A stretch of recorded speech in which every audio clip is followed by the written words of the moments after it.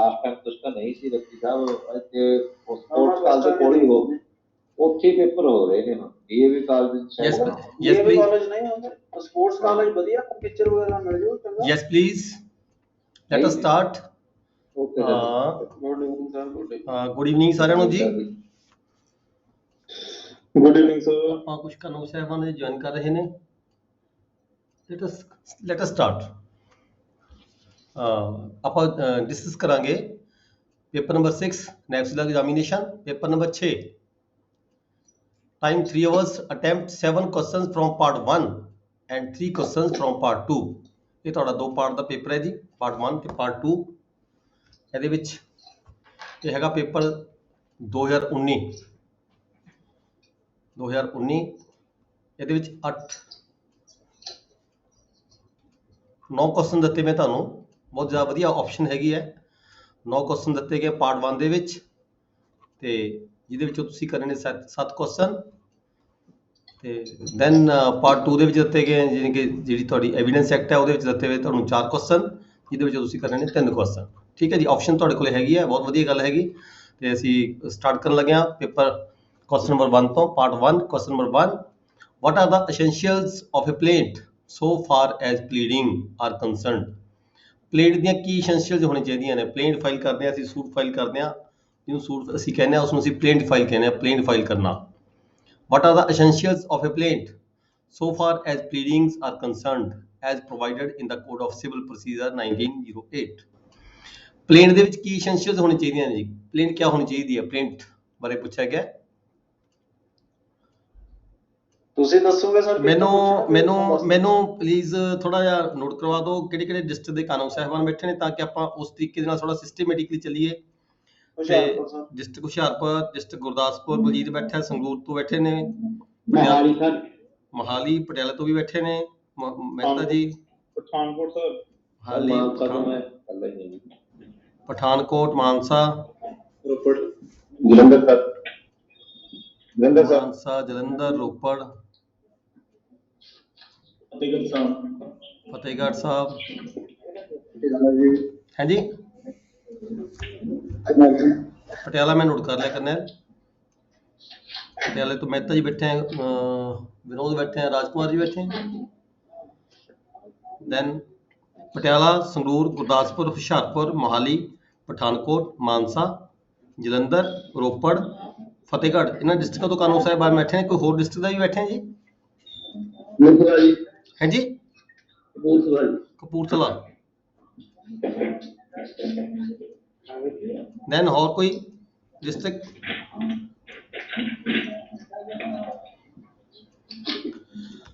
ਆਪਾਂ ਸਿਸਟਮੈਟਿਕਲੀ ਚੱਲਾਂਗੇ ਜੀ ਤਾਂ ਕਿ ਇਹ ਹੈਗਾ ਵੀ ਜਦੋਂ ਆਪਾਂ ਸਾਰਿਆਂ ਨੂੰ ਪਤਾ ਲੱਗਦਾ ਹੈ ਇੱਕ ਇੱਕ ਕਰਕੇ ਵੀ ਕਿੰਨੀ ਕਿਸੇ ਨੂੰ ਵੇਟੇਜ ਹੈਗੀ ਆਪਣੀ ਉਹਦਾ ਪਤਾ ਚੱਲ ਜਾਂਦਾ ਸਮਝਦਾ ਵੀ ਕਿੰਨੀ ਕਿਸੇ ਨੂੰ ਜ਼ਰੂਰਤ ਹੈਗੀ ਆ ਹੋਰ ਪੜ੍ਹਨ ਦੀ ਠੀਕ ਹੈ ਤੇ ਪਹਿਲਾ ਕੁਐਸਚਨ ਹੈਗਾ what are the essentials of a plaint so far as pleadings ਜਿਹੜੀ ਅਸੀਂ ਪਲੀਡਿੰਗ ਅਸੀਂ ਫਾਈਲ ਕਰਦੇ ਹਾਂ ਅਸੀਂ ਕੋਈ ਮੁਕੱਦਮਾ ਦਾਇਰ ਕਰਦੇ ਹਾਂ ਉਹਦੇ 'ਚ ਕੀ ਕੀ ਹੋਣਾ ਜ਼ਰੂਰੀ ਹੁੰਦਾ ਹੈ ਇਹ ਮੈਨੂੰ ਦੱਸਣਗੇ ਡਿਸਟ੍ਰਿਕਟ ਕਪੂਰਥਲੇ ਤੋਂ ਵੀ ਕਿਹੜੇ ਕੁਐਸਚਨ ਕਿੱਥੇ ਆਪਾਂ ਇਹ ਡੀਲ ਕਰਾਂਗੇ ਜੀ ਕਿਹੜੀ ਸੈਕਸ਼ਨ ਹੈ ਜਾਂ ਕਿਹੜਾ ਆਰਡਰ ਹੈ ਪਲਾਨ ਵਾਲੇ ਜੋ ਹੋਣਾ ਜੀ ਹੈ ਜੀ 6 ਆਰਡਰ ਜੋ ਹੋਏਗਾ ਆਰਡਰ 6 ਕਾਦੇ ਹੈ ਜੀ order 6 pleadings generally sir order 7 rule 1 order 7 rule 1 7 ਹਾਂ ਆਰਡਰ 7 ਪਲੇਂਟ ਦੇ ਕੀ ਐਸੈਂਸ਼ੀਅਲ ਹੋਣੀ ਚਾਹੀਦੀ ਜਵਾਨੀ ਪਤਾ ਜੀ ਕਿਸੇ ਨੂੰ ਦੱਸਣਗਾ ਕੋਈ ਦੱਸੇਗਾ ਹਾਂਜੀ ਨਾਮ ਹੋਣਾ ਚਾਹੀਦਾ ਕਿਹੜੀ ਕੋਰਟ 'ਚ ਪੇਸ਼ ਕਰਨਾ ਅਸੀਂ ਪਾਰਟੀਆਂ ਦੇ ਨਾਮ ਹੋਣੇ ਚਾਹੀਦੇ ਦੇਖੋ ਸਿੰਪਲ ਜੀ ਗੱਲ ਹੈ ਆਪਾਂ ਸੂਟ ਫਾਈਲ ਕਰਦੇ ਹਾਂ ਸਾਰੀ ਪਾਰਟੀਆਂ ਆਪਾਂ ਸੂਟ ਫਾਈਲ ਕਰਦੇ ਹਾਂ ਪਲੇਂਟ ਦੇ ਵਿੱਚ ਕੀ ਇਸ਼ੂ ਹੁੰਦਾ ਸਭ ਤੋਂ ਪਹਿਲਾਂ ਉੱਪਰ ਟੌਪ ਤੇ ਚੱਲੋ ਟੌਪ ਤੇ ਕੋਰਟ ਦਾ ਨਾਮ ਹੁੰਦਾ ਹੈ ਫਿਰ ਕੀ ਹੁੰਦਾ ਉਸ ਤੋਂ ਬਾਅਦ ਪਾਰਟੀਆਂ ਦੇ ਨਾਮ ਹੁੰਦੇ ਪਲੈਂਟਿਵ ਦਾ ਨਾਮ ਹੁੰਦਾ ਡਿਫੈਂਡੈਂਟ ਦਾ ਨਾਮ ਹੁੰਦਾ ਠੀਕ ਹੈ ਫਿਰ ਕਾਹਦਾ ਮੁਕੱਦਮਾ ਦਾਇਰ ਕੀਤਾ ਜਾ ਰਿਹਾ ਹੈ ਕੀ ਕਲੇਮ ਕੀ ਕੀਤਾ ਇਹਦੇ ਵਿੱਚ ਤੁਸੀਂ ਤੁਹਾਡੇ ਕੀ ਇਸ਼ੂਜ਼ ਆ ਸਾਡੇ ਕੀ ਇਸ਼ੂਜ਼ ਆ ਜਿਹੜਾ ਕੰਮ ਕਰ ਰਹੇ ਆ ਹਾਂ ਕੀ ਕਲੇਮ ਕਰ ਰਹੇ ਹੋ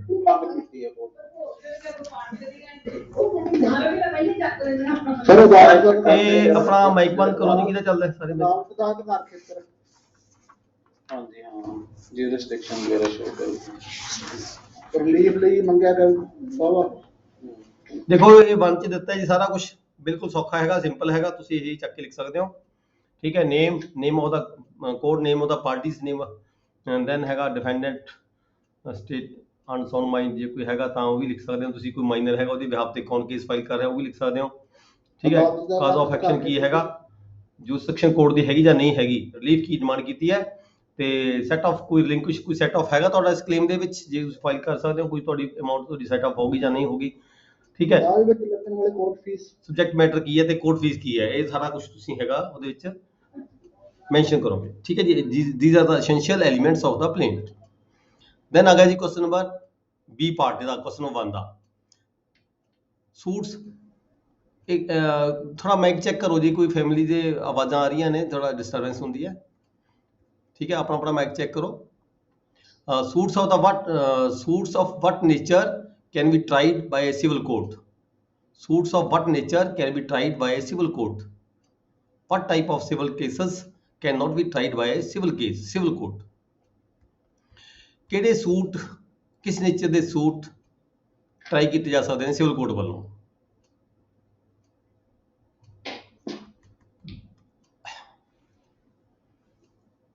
ਦੱਸੋਗੇ ਜੀ? ਡਿਸਟ੍ਰਿਕਟ ਪਟਿਆਲੇ ਤੋਂ, ਡਿਸਟ੍ਰਿਕਟ ਸੰਗਰੂਰ, ਹਾਂ ਜੀ ਹਾਂਜੀ ਡਿਸਟ੍ਰਿਕਟ ਪਟਿਆਲੇ ਤੋਂ, ਸੈਕਸ਼ਨ 9 ਹਾਂਜੀ 9 ਸੈਕਸ਼ਨ 9 ਜੀ ਸੈਕਸ਼ਨ 9 ਹਾਂ। Courts to try all civil suits unless bar. ਦੇਖੋ ਬਾਰ ਕੀ ਹੁੰਦਾ ਹੈ? ਬਾਰ ਦਾ ਮਤਲਬ ਇਹ ਹੈਗਾ ਵੀ ਜਿਹੜੇ ਸਪੈਸ਼ਲ ਸੂਟ, ਸਪੈਸ਼ਲ ਲਾਅ ਹੁੰਦੇ ਨੇ, ਸਪੈਸ਼ਲ ਲਾਅ ਕਿਵੇਂ ਕਿ ਜਿਵੇਂ ਕਿ ਲੈਂਡ ਰੈਵਨਿਊ ਐਕਟ ਹੈਗਾ, ਠੀਕ ਹੈ, ਹੋਰ ਡਿਪਾਰਟਮੈਂਟਾਂ ਦੇ ਵੱਖਰੇ ਵੱਖਰੇ, ਸਾਡੇ ਟੈਨੈਂਸੀ ਐਕਟ ਹੈ, ਜਿਹੜੇ ਵੱਖਰੇ ਵੱਖਰੇ ਡਿਪਾਰਟਮੈਂਟਾਂ ਦੇ ਜਿਹੜੇ ਐਕਟ ਬਣੇ ਹੋਏ ਨੇ, ਸਪੈਸ਼ਲ ਐਕਟ ਜਿਹਨੂੰ ਆਪਾਂ ਕਹਿ ਲਈਏ, ਜਿਹੜੇ ਸੂਟਸ ਉਹ ਸਪੈਸ਼ਲ ਐਕਟ ਦੇ ਤਹਿਤ ਉਹਨਾਂ ਡਿਪਾਰਟਮੈਂਟ ਦੇ ਜਿਹੜੇ ਆਫੀਸਰ ਸੁਣ ਸਕਦੇ ਨੇ। ਠੀਕ ਹੈ, ਦੈਟ ਆਰ ਬਾਰ। ਯਾਨੀ ਕਿ ਹੁਣ ਆਪਾਂ ਇਨਕਮ ਟੈਕਸ ਵੀ ਹੋ ਸਕਦੇ ਸਰ, ਹੈ ਜੀ ਰੈਵਨਿਊ ਦੇ ਵੀ, ਇਨਕਮ ਟੈਕਸ ਵਗੈਰਾ ਦੇ ਹੋਰ ਉਹਨਾਂ ਵੱਖਰੇ ਵੱਖਰੇ ਬਹੁਤ ਸਾਰੇ ਡਿਪਾਰਟਮੈਂਟ ਨੇ, ਬਹੁਤ ਸਾਰੇ ਡਿਪਾਰਟਮੈਂਟ ਨੇ, ਕਾਰਪੋਰੇਟ ਡਿਪਾਰਟਮੈਂਟ ਹੈਗਾ, ਇਨਕਮ ਟੈਕਸ ਡਿਪਾਰਟਮੈਂਟ ਹੈਗਾ। ਠੀਕ ਹੈ, ਇਹਨਾਂ ਨੂੰ ਜਿਹੜੇ ਸਪੈਸ਼ਲ ਲਾਅ ਹੁੰਦੇ ਇਹਨਾਂ ਦੇ, ਇਹ ਜਿਹੜੇ ਸੂਟਸ ਉਹ ਸਪੈਸ਼ਲ ਲਾਅ ਦੇ ਤਹਿਤ ਵੱਖ-ਵੱਖ ਡਿਪਾਰਟਮੈਂਟ ਸੁਣ ਸਕਦੇ ਨੇ, ਉਹਨਾਂ ਸੂਟਸ ਨੂੰ ਸੁਣਨ ਦੀ ਜਿਹੜੀ ਹੈਗੀ ਹੈ ਇੱਥੇ ਸਿਵਲ ਕੋਰਟਾਂ ਨੂੰ ਨਹੀਂ ਹੁੰਦੀ ਪਾਵਰ, ਜਿਵੇਂ ਕਿ ਆਪਣੇ ਸੈਕਸ਼ਨ 158 ਦਿੱਤਾ ਗਿਆ ਹੈ। ਠੀਕ ਹੈ ਜੀ, ਲੈਂਡ ਰੈਵਨਿਊ ਐਕਟ ਦੇ ਵਿੱਚ ਲਿਸਟ ਦਿੱਤੀ ਗਈ ਹੈ 158 ਦੇ ਵਿੱਚ ਕਿਹੜੇ ਕਿਹੜੇ ਸੂਟਸ ਜਿਹੜੇ ਹੈਗੇ ਨੇ ਸਿਵਲ ਕੋਰਟਾਂ ਨੂੰ ਬਾਰ ਕੀਤਾ ਗਿਆ ਹੈ। ਠੀਕ ਹੈ, ਇਸ ਤਰ੍ਹਾਂ ਸਾਰੇ ਸੂਟ, ਸਿਵਲ ਸੂਟ ਜਿਹਨੇ ਸਿਵਲ ਕੋਰਟਾਂ ਇਹ ਸੁਣ ਸਕਦੀਆਂ ਨੇ, ਬਸ਼ਰਤੇ ਕਿ ਜਿੱਥੇ ਜਿੱਥੇ ਉਹਨਾਂ ਨੂੰ ਬਾਰ ਨਾ ਕੀਤਾ ਗਿਆ ਹੋਵੇ। ਠੀਕ ਹੈ ਜੀ, suits of what nature can be tried by a civil court? What type of civil cases cannot be tried by a civil court? ਠੀਕ ਹੈ, ਇਹੀ ਗੱਲ ਆ ਕਿ ਜਿਹੜੇ ਮੁਕੱਦਮੇ ਹੋਰ ਕੋਰਟਾਂ ਸੁਣ ਸਕਦੀਆਂ ਨੇ, ਰੈਵਨਿਊ ਕੋਰਟ ਸੁਣ ਸਕਦੀ ਹੈ, ਹੋਰ ਸੁਣ ਸਕਦੀਆਂ ਨੇ, ਜਾਂ ਜਿੱਥੇ ਕਿਤੇ ਵਾਰ ਕੀਤਾ ਗਿਆ, ਕਿਸੇ ਵੀ ਜਿੱਥੇ ਉਹਦਾ ਜੁਰਿਸਡਿਕਸ਼ਨ ਨਹੀਂ ਪੈਂਦਾ, ਅਧਿਕਾਰ ਖੇਤਰ ਨਹੀਂ ਹੁੰਦਾ ਸਿਵਲ ਕੋਰਟ ਦਾ। ਠੀਕ ਹੈ, ਜਾਂ ਇਹ ਵੀ ਕਹਿ ਲਈਏ ਅਸੀਂ ਜੁਰਿਸਡਿਕਸ਼ਨ ਸਿਵਲ ਪਿਕੂਨਰੀ ਜੁਰਿਸਡਿਕਸ਼ਨ ਹੁੰਦੀ ਹੈ ਜਾਂ ਟੈਰੀਟੋਰੀਅਲ ਜੁਰਿਸਡਿਕਸ਼ਨ ਹੁੰਦੀ ਹੈ, ਜਿੱਥੇ ਕੋਰਟ ਦੀ ਨਹੀਂ ਹੁੰਦੀ ਤਾਂ ਉਹ ਜਿਹੜੀ ਕੋਰਟ ਹੈ ਉਹ ਨਹੀਂ ਸੁਣ ਸਕਦੀ। ਬਟ ਇੱਥੇ ਤਾਂ ਸਿਵਲ ਕੋਰਟਾਂ ਦੀ ਗੱਲ ਕੀਤੀ ਹੈ, ਪਰ ਸੁਣੀ ਦਾ ਸਿਵਲ ਕੋਰਟ ਹੀ, ਜੇ ਉਹਦੀ ਜੁਰਿਸਡਿਕਸ਼ਨ, ਜੇ ਉਹਦੀ ਕੋਈ ਜਿਹੜੀ ਪਿਕੂਨਰੀ ਜੁਰਿਸਡਿਕਸ਼ਨ ਹੈ, ਜੇ ਕਿਸੇ ਕੋਰਟ ਦੀ ਘੱਟ ਹੈ ਤਾਂ ਫਿਰ ਵੱਡੀ ਜੁਰਿਸਡਿਕਸ਼ਨ ਵਾਲੀ ਕੋਰਟ ਸੁਣ ਲੇਗੀ, ਸੈਸ਼ਨ ਕੋਰਟ ਸੁਣ ਲੇਗੀ, ਐਡੀਸ਼ਨਲ ਸੈਸ਼ਨ ਸੁਣ ਲੈਣਗੇ, CJM ਸੁਣ ਲੈਣਗੇ। ਠੀਕ ਹੈ ਜੀ, ਪਰ ਇੱਥੇ ਕਹਿਣ ਦਾ ਮਤਲਬ ਸਿਰਫ ਇਹੀ ਹੈਗਾ ਵੀ ਜਿਹੜੇ ਮੁਕੱਦਮੇ ਹੋਰ ਕੋਰਟਾਂ ਸੁਣ ਸਕਦੀਆਂ ਨੇ, ਰੈਵਨਿਊ ਕੋਰਟਾਂ ਵਗੈਰਾ ਵਗੈਰਾ, ਤਾਂ ਉਹ ਜਿਹੜੇ ਕੇਸ ਹੈਗੇ ਸਿਵਲ ਕੋਰਟਾਂ ਨਹੀਂ ਸੁਣਦੀਆਂ। ਠੀਕ ਹੈ ਜੀ, ਨੈਕਸਟ ਅਸੀਂ ਚੱਲਦੇ ਹਾਂ ਕੁਐਸਚਨ ਨੰਬਰ 2। ਇਹਦੇ ਵੀ ਦੋ ਪਾਰਟ ਨੇ, ਪਾਰਟ ਨੰਬਰ A ਤੇ part number B। Define the revenue codes. Revenue codes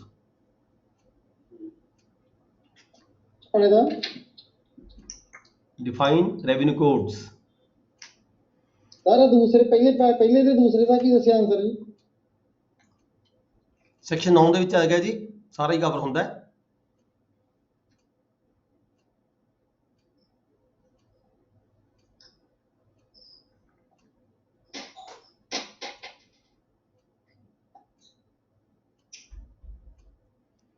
question number 2, define revenue codes. ਦੱਸਣਗੇ ਜੀ ਮੈਨੂੰ ਡਿਸਟ੍ਰਿਕਟ ਗੁਰਦਾਸਪੁਰ ਤੋਂ ਬਲਜੀਤ ਦੱਸੋ ਰੈਵਨਿਊ ਕੋਰਟਾਂ ਕੀ ਹੁੰਦੀਆਂ ਨੇ? ਤਾਂ ਜਿਹੜਾ ਤੁਹਾਡਾ ਕੋਰਟ ਹੈ, ਤੁਹਾਡੀਆਂ ਕੋਰਟਾਂ ਨੇ ਰੈਵਨਿਊ ਕੋਰਟਾਂ, ਤੁਸੀਂ ਰੈਵਨਿਊ ਕੋਰਟ ਦੇ ਤੌਰ ਤੇ ਕੰਮ ਕਰਨਾ ਹੈ ਤੋਂ ਬਾਅਦ ਐਗਜ਼ਾਮ ਤੋਂ ਬਾਅਦ।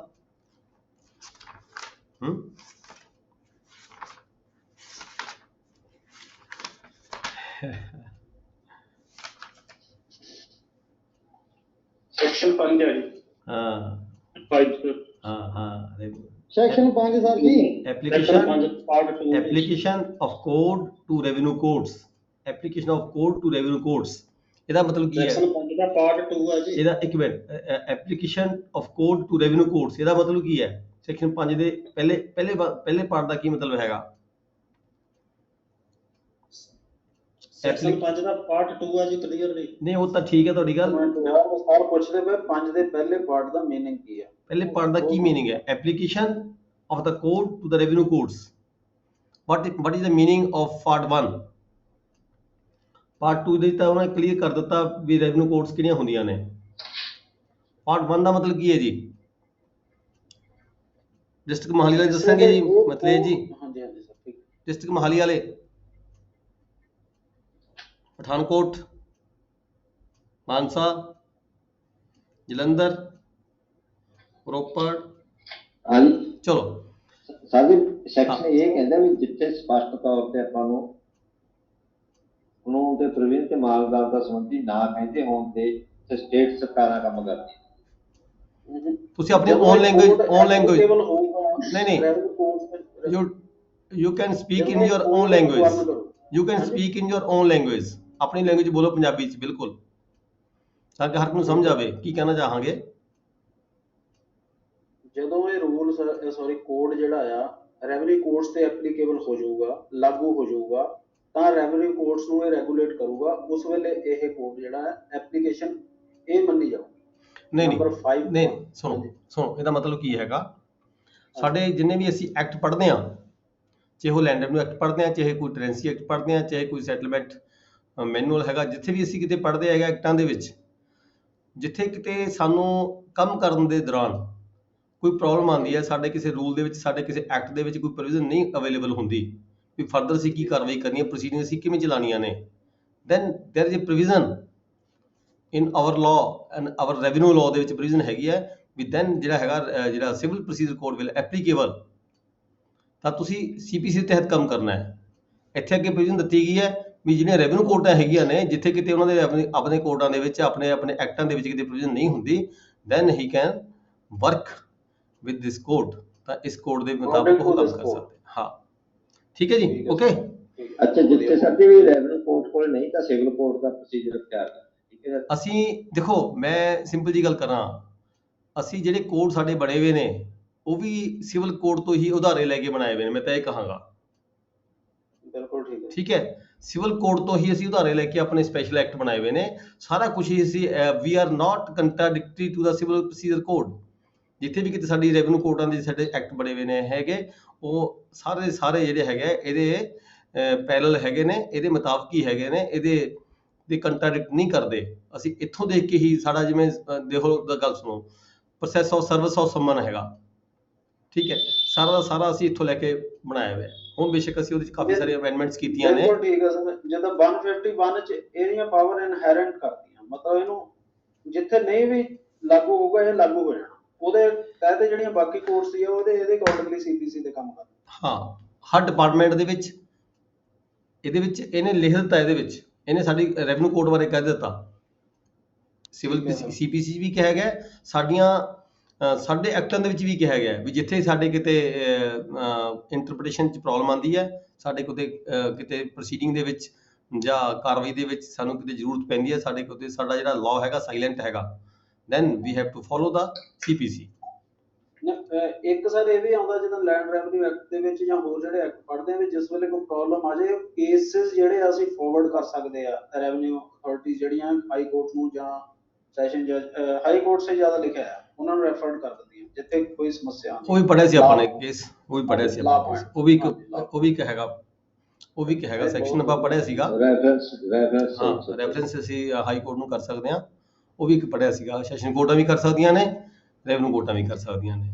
ਜੀ ਸਰ। ਠੀਕ ਹੈ ਜੀ। ਨੈਕਸਟ ਵਾਲਾ ਕੁਐਸਚਨ ਹੈ ਜੀ, B part, Discuss about the time limit prescribed for filing written statement in view of the latest amendments in the code of civil procedure.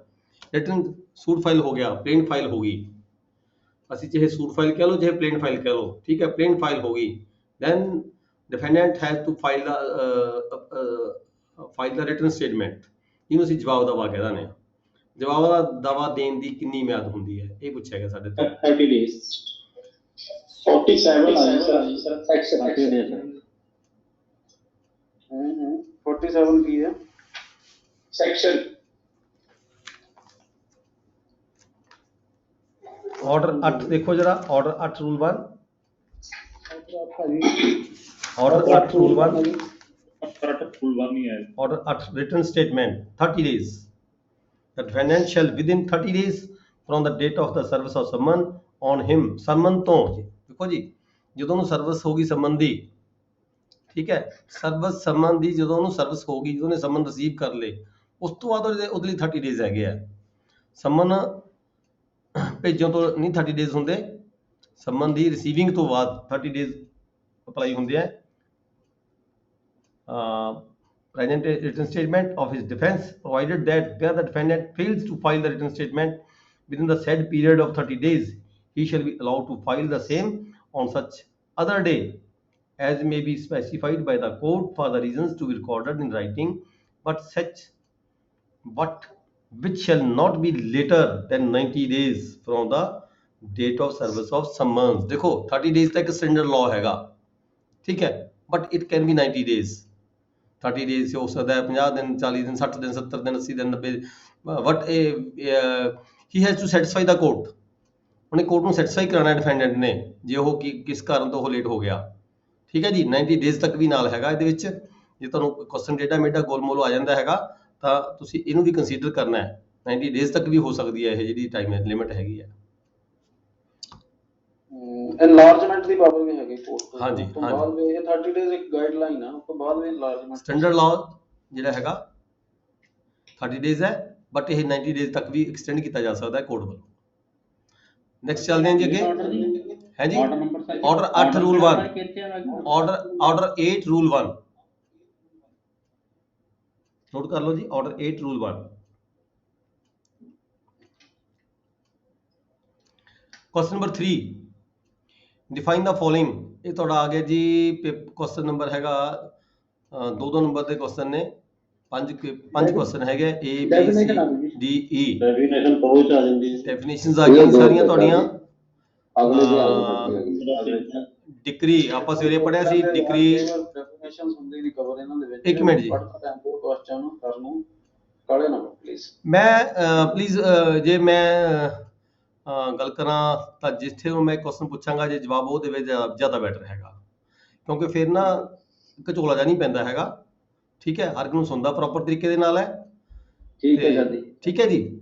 Please follow the instructions please, ਠੀਕ ਹੈ। ਜਿਹੜੇ district ਮੈਂ ਪੁੱਛਾਂਗਾ ਉਹੀ district ਜਵਾਬ ਦੇਵੇਗਾ, ਫਿਰ ਬਾਕੀ ਸਾਰੇ ਸੁਣਨਗੇ, ਸਾਰਿਆਂ ਨੂੰ ਮੌਕਾ ਬਰਾਬਰ ਮਿਲੇਗਾ, ਠੀਕ ਹੈ ਜੀ। ਡਿਕਰੀ ਦੀ ਡੈਫੀਨੇਸ਼ਨ ਕਿੱਥੇ ਹੈ ਜੀ, ਆਪਾਂ ਪੜ੍ਹਿਆ ਸੀ ਸਵੇਰੇ ਵੀ। ਡਿਸਟ੍ਰਿਕਟ ਪਟਿਆਲਾ, ਕਰਨੈਲ ਸਿੰਘ ਜੀ, 2 ਦਾ 2, ਠੀਕ ਹੈ। ਨੋਟ ਕਰ ਲਓ ਜੀ ਸਾਰੇ। 2 ਕੀ ਹੈ ਜੀ, ਆਰਡਰ ਤੇ ਰੂਲ ਆਪਣੇ ਕੋਲ 2 ਚੀਜ਼ਾਂ ਨੇ ਅਲੱਗ ਅਲੱਗ। ਆਪਣੇ ਕੋਲ ਆਰਡਰ ਵੀ ਨੇ, ਆਪਣੇ ਕੋਲ ਸੈਕਸ਼ਨਸ ਵੀ ਹੈਗੇ ਨੇ। ਨਾਲ ਬੋਲਣਾ ਆਪਾਂ ਨੇ, ਕੱਲਾ 2 ਕੱਲਾ, ਹਾਂ ਸੈਕਸ਼ਨ 2 ਦਾ 2 ਪਾਰਟ, ਠੀਕ ਹੈ ਜੀ। ਤੁਸੀਂ ਸਾਰੇ ਇਹ ਖੋਲੋ, ਸੈਕਸ਼ਨ 2 ਖੋਲੋ, ਡੈਫੀਨੇਸ਼ਨ ਕਲੌਜ਼ ਸਾਰੀ ਹੈਗੀ ਹੈ, ਜਿਹੜੇ ਸੈਕਸ਼ਨ 2 ਦੇ ਵਿੱਚ ਸਾਰੀਆਂ ਡੈਫੀਨੇਸ਼ਨਸ ਹੈਗੀਆਂ ਨੇ।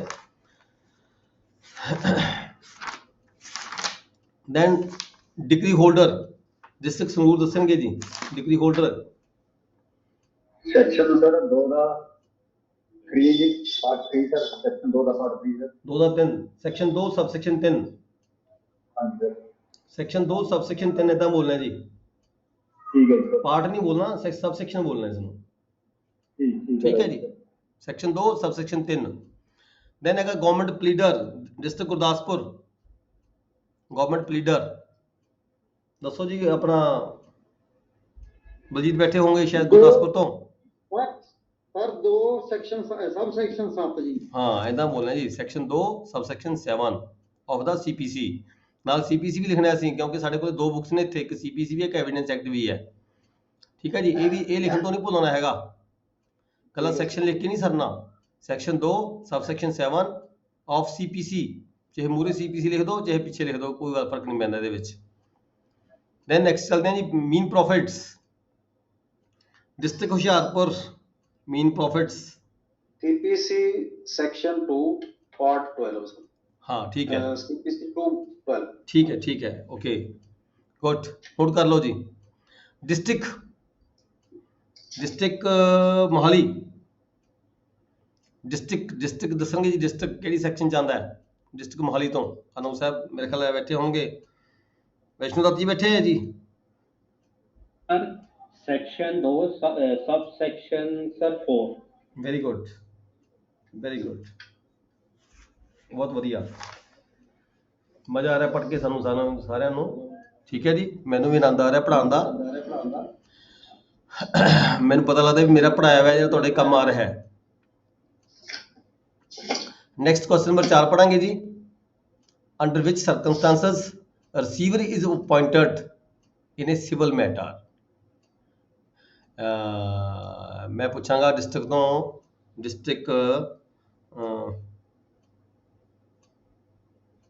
Pathankot, district Pathankot. Very important question ਹੈ ਜੀ। Under which circumstances receiver is appointed in A civil matter. Civil matter ਦੇ ਵਿੱਚ ਜਿਹੜਾ ਰਿਸੀਵਰ ਨਿਯੁਕਤ ਕੀਤਾ ਜਾਂਦਾ ਹੈ, ਉਹ ਕਿਹੜੇ ਹਾਲਾਤ ਹੁੰਦੇ ਨੇ, ਸਰਕਮਸਟੈਂਸਸ ਕਿਹੜੇ ਹੁੰਦੇ ਨੇ ਜੋ ਤੁਸੀਂ ਰਿਸੀਵਰ ਨਿਯੁਕਤ ਕਰਦੇ ਆ। सर ऑर्डर 40 देखियो जी। ਕਿਹੜਾ ਡਿਸਟ੍ਰਿਕਟ ਬੋਲ ਰਿਹਾ ਜੀ? Appointment of receiver district. हाँ ਓਕੇ, ਆਰਡਰ 40 ਰੂਲ 1 ਦੇਖੋ ਜਰਾ ਜੀ। रूल 1 देखियो, पर सर ऑर्डर 40 ਜਿਹੜਾ ਇਹ ਸਿਲੇਬਸ ਚ ਹੈਗਾ। ਨਾ ਹੋਵੇ ਕੋਈ ਗੱਲ ਨਹੀਂ, ਤੁਸੀਂ ਇਹ ਦੇਖ ਕੇ ਆਪਾਂ ਕੁਐਸਚਨ ਨਹੀਂ ਛੱਡਣਾ ਆਪਣਾ। ਠੀਕ ਹੈ ਜੀ, ਹਾਂ ਆਰਡਰ 40 ਰੂਲ 1 ਰਿਸੀਵਰ ਅਪਾਇੰਟਮੈਂਟ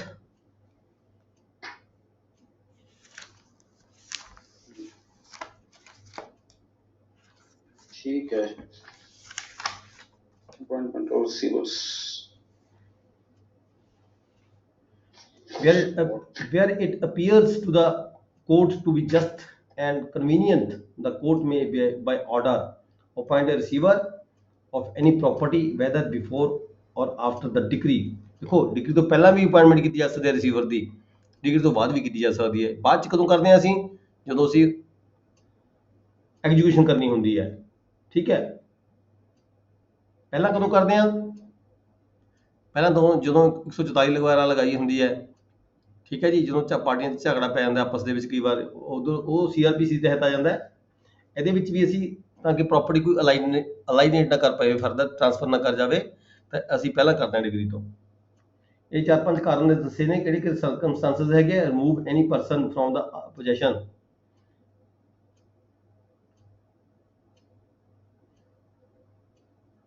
ਠੀਕ ਹੈ ਜੀ, ਕਲੀਅਰ ਹੈ ਇਹ ਬਿਲਕੁਲ ਤੁਹਾਡਾ 1। ਇਹ ਸਰ 5 ਨੰਬਰ ਦਾ ਕੁਐਸਚਨ ਹੈ, ਤਾਂ ਕਿੰਨਾ ਦੇਖਣਾ ਪੈਣਾ ਜੀ? ਸਾਰਾ ਲਿਖਣਾ ਪੈਣਾ ਜੀ। 5 ਨੰਬਰ ਦਾ ਕੋਈ ਜ਼ਿਆਦਾ ਨਹੀਂ ਹੈਗਾ। ਇਹ ABCD 3 ਪਾਰਟ ਨੇ, 2 ਸਬਸੈਕਸ਼ਨ ਦੇ ਨੇ। ਸਬਸੈਕਸ਼ਨ 1 ਹੈਗਾ, ਸਬਸੈਕਸ਼ਨ 1 ਹੈ, ਇਹਦੇ ਵਿੱਚ 4 ਪਾਰਟ ਦੱਸੇ ਗਏ ਨੇ। ਠੀਕ ਹੈ, ਅੱਗੇ ਸਬਸੈਕਸ਼ਨ 2 ਦੇ ਵਿੱਚ ਕੀ ਹੈ? Nothing in this rule shall authorise the court to remove from the possession or custody of the property any person whom any party to the suit has not a present right so to remove। ਇਹ ਲਿਖਣ ਦੀ ਲੋੜ ਨਹੀਂ ਹੈ, 2 number part. ਠੀਕ ਹੈ ਜੀ, ਕੱਲਾ 1 part ਲਿਖ ਕੇ ਸਰੇਗਾ ਤੁਹਾਡਾ। ਨੈਕਸਟ ਹੈਗਾ ਜੀ question B part. Explain the nature and principals of temporary injection and permanent injection. District Mansa ਵਾਲੇ ਦੱਸਣਗੇ ਜੀ। ਜੀ ਟੈਂਪਰੇਰੀ ਇੰਜੈਕਸ਼ਨ ਦਾ ਰੂਲ 39 ਹੈ ਜੀ CPC ਦਾ। ਪਰਮਾਨੈਂਟ ਇੰਜੈਕਸ਼ਨ ਦੇ ਦਿੰਦੇ। explain the nature and principles। ठीक है, nature and principles।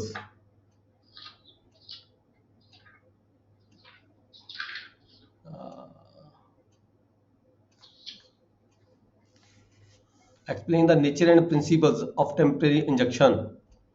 ਟੈਂਪਰੇਰੀ ਜਿਹੜਾ ਇੰਜੈਕਸ਼ਨ ਹੈਗਾ 39 ਕਿਉਂ ਦਿੱਤਾ ਜਾਂਦਾ ਹੈ? ਤਾਂ ਪ੍ਰਿੰਸੀਪਲ ਕਿਹੜੇ ਸਿਧਾਂਤ ਨੇ ਟੈਂਪਰੇਰੀ ਇੰਜੈਕਸ਼ਨ ਦੇਣ ਦੇ ਲਈ, ਕਿਹੜੇ ਸਿਧਾਂਤ ਹੈਗੇ ਆ, ਹਾਂਜੀ ਕਿਉਂ ਦਿੱਤਾ ਜਾਂਦਾ ਹੈ ਟੈਂਪਰੇਰੀ ਇੰਜੈਕਸ਼ਨ? ਹਾਂਜੀ 39 ਦਾ 1 ਹੈ ਜੀ, ਰੂਲ 1। ਹਾਂ ਪਰਮਾਨੈਂਟ ਇੰਜੈਕਸ਼ਨ ਬਾਰੇ, ਪਰਮਾਨੈਂਟ ਇੰਜੈਕਸ਼ਨ ਬਾਰੇ ਪੁੱਛੇ ਸਕਦੇ ਦੇਖੋ, ਜਦੋਂ ਕੋਰਟ ਦੇ ਵਿੱਚ ਕੋਈ ਮੰਨ ਲਓ ਇੱਕ ਏ ਪਾਰਟੀ ਪੋਜੈਸ਼ਨ ਦੇ ਵਿੱਚ ਹੈਗੀ ਹੈ ਕਿਸੇ ਲੈਂਡ ਦੇ ਵਿੱਚ, ਠੀਕ ਹੈ, ਏ ਪਾਰਟੀ ਪੋਜੈਸ਼ਨ ਦੇ ਵਿੱਚ ਹੈਗੀ ਹੈ ਤੇ ਦੂਜੀ ਬੀ ਪਾਰਟੀ ਜਾ ਕੇ ਉੱਥੇ ਝਗੜਾ ਕਰਦੇ ਵੀ ਇਹ ਪ੍ਰੋਪਰਟੀ ਤਾਂ ਮੇਰੀ ਹੈ ਜਾਂ ਮੈਂ ਖਰੀਦ ਲਈ, ਮੈਨੂੰ ਕਬਜ਼ਾ ਦਿਓ, ਠੀਕ ਹੈ।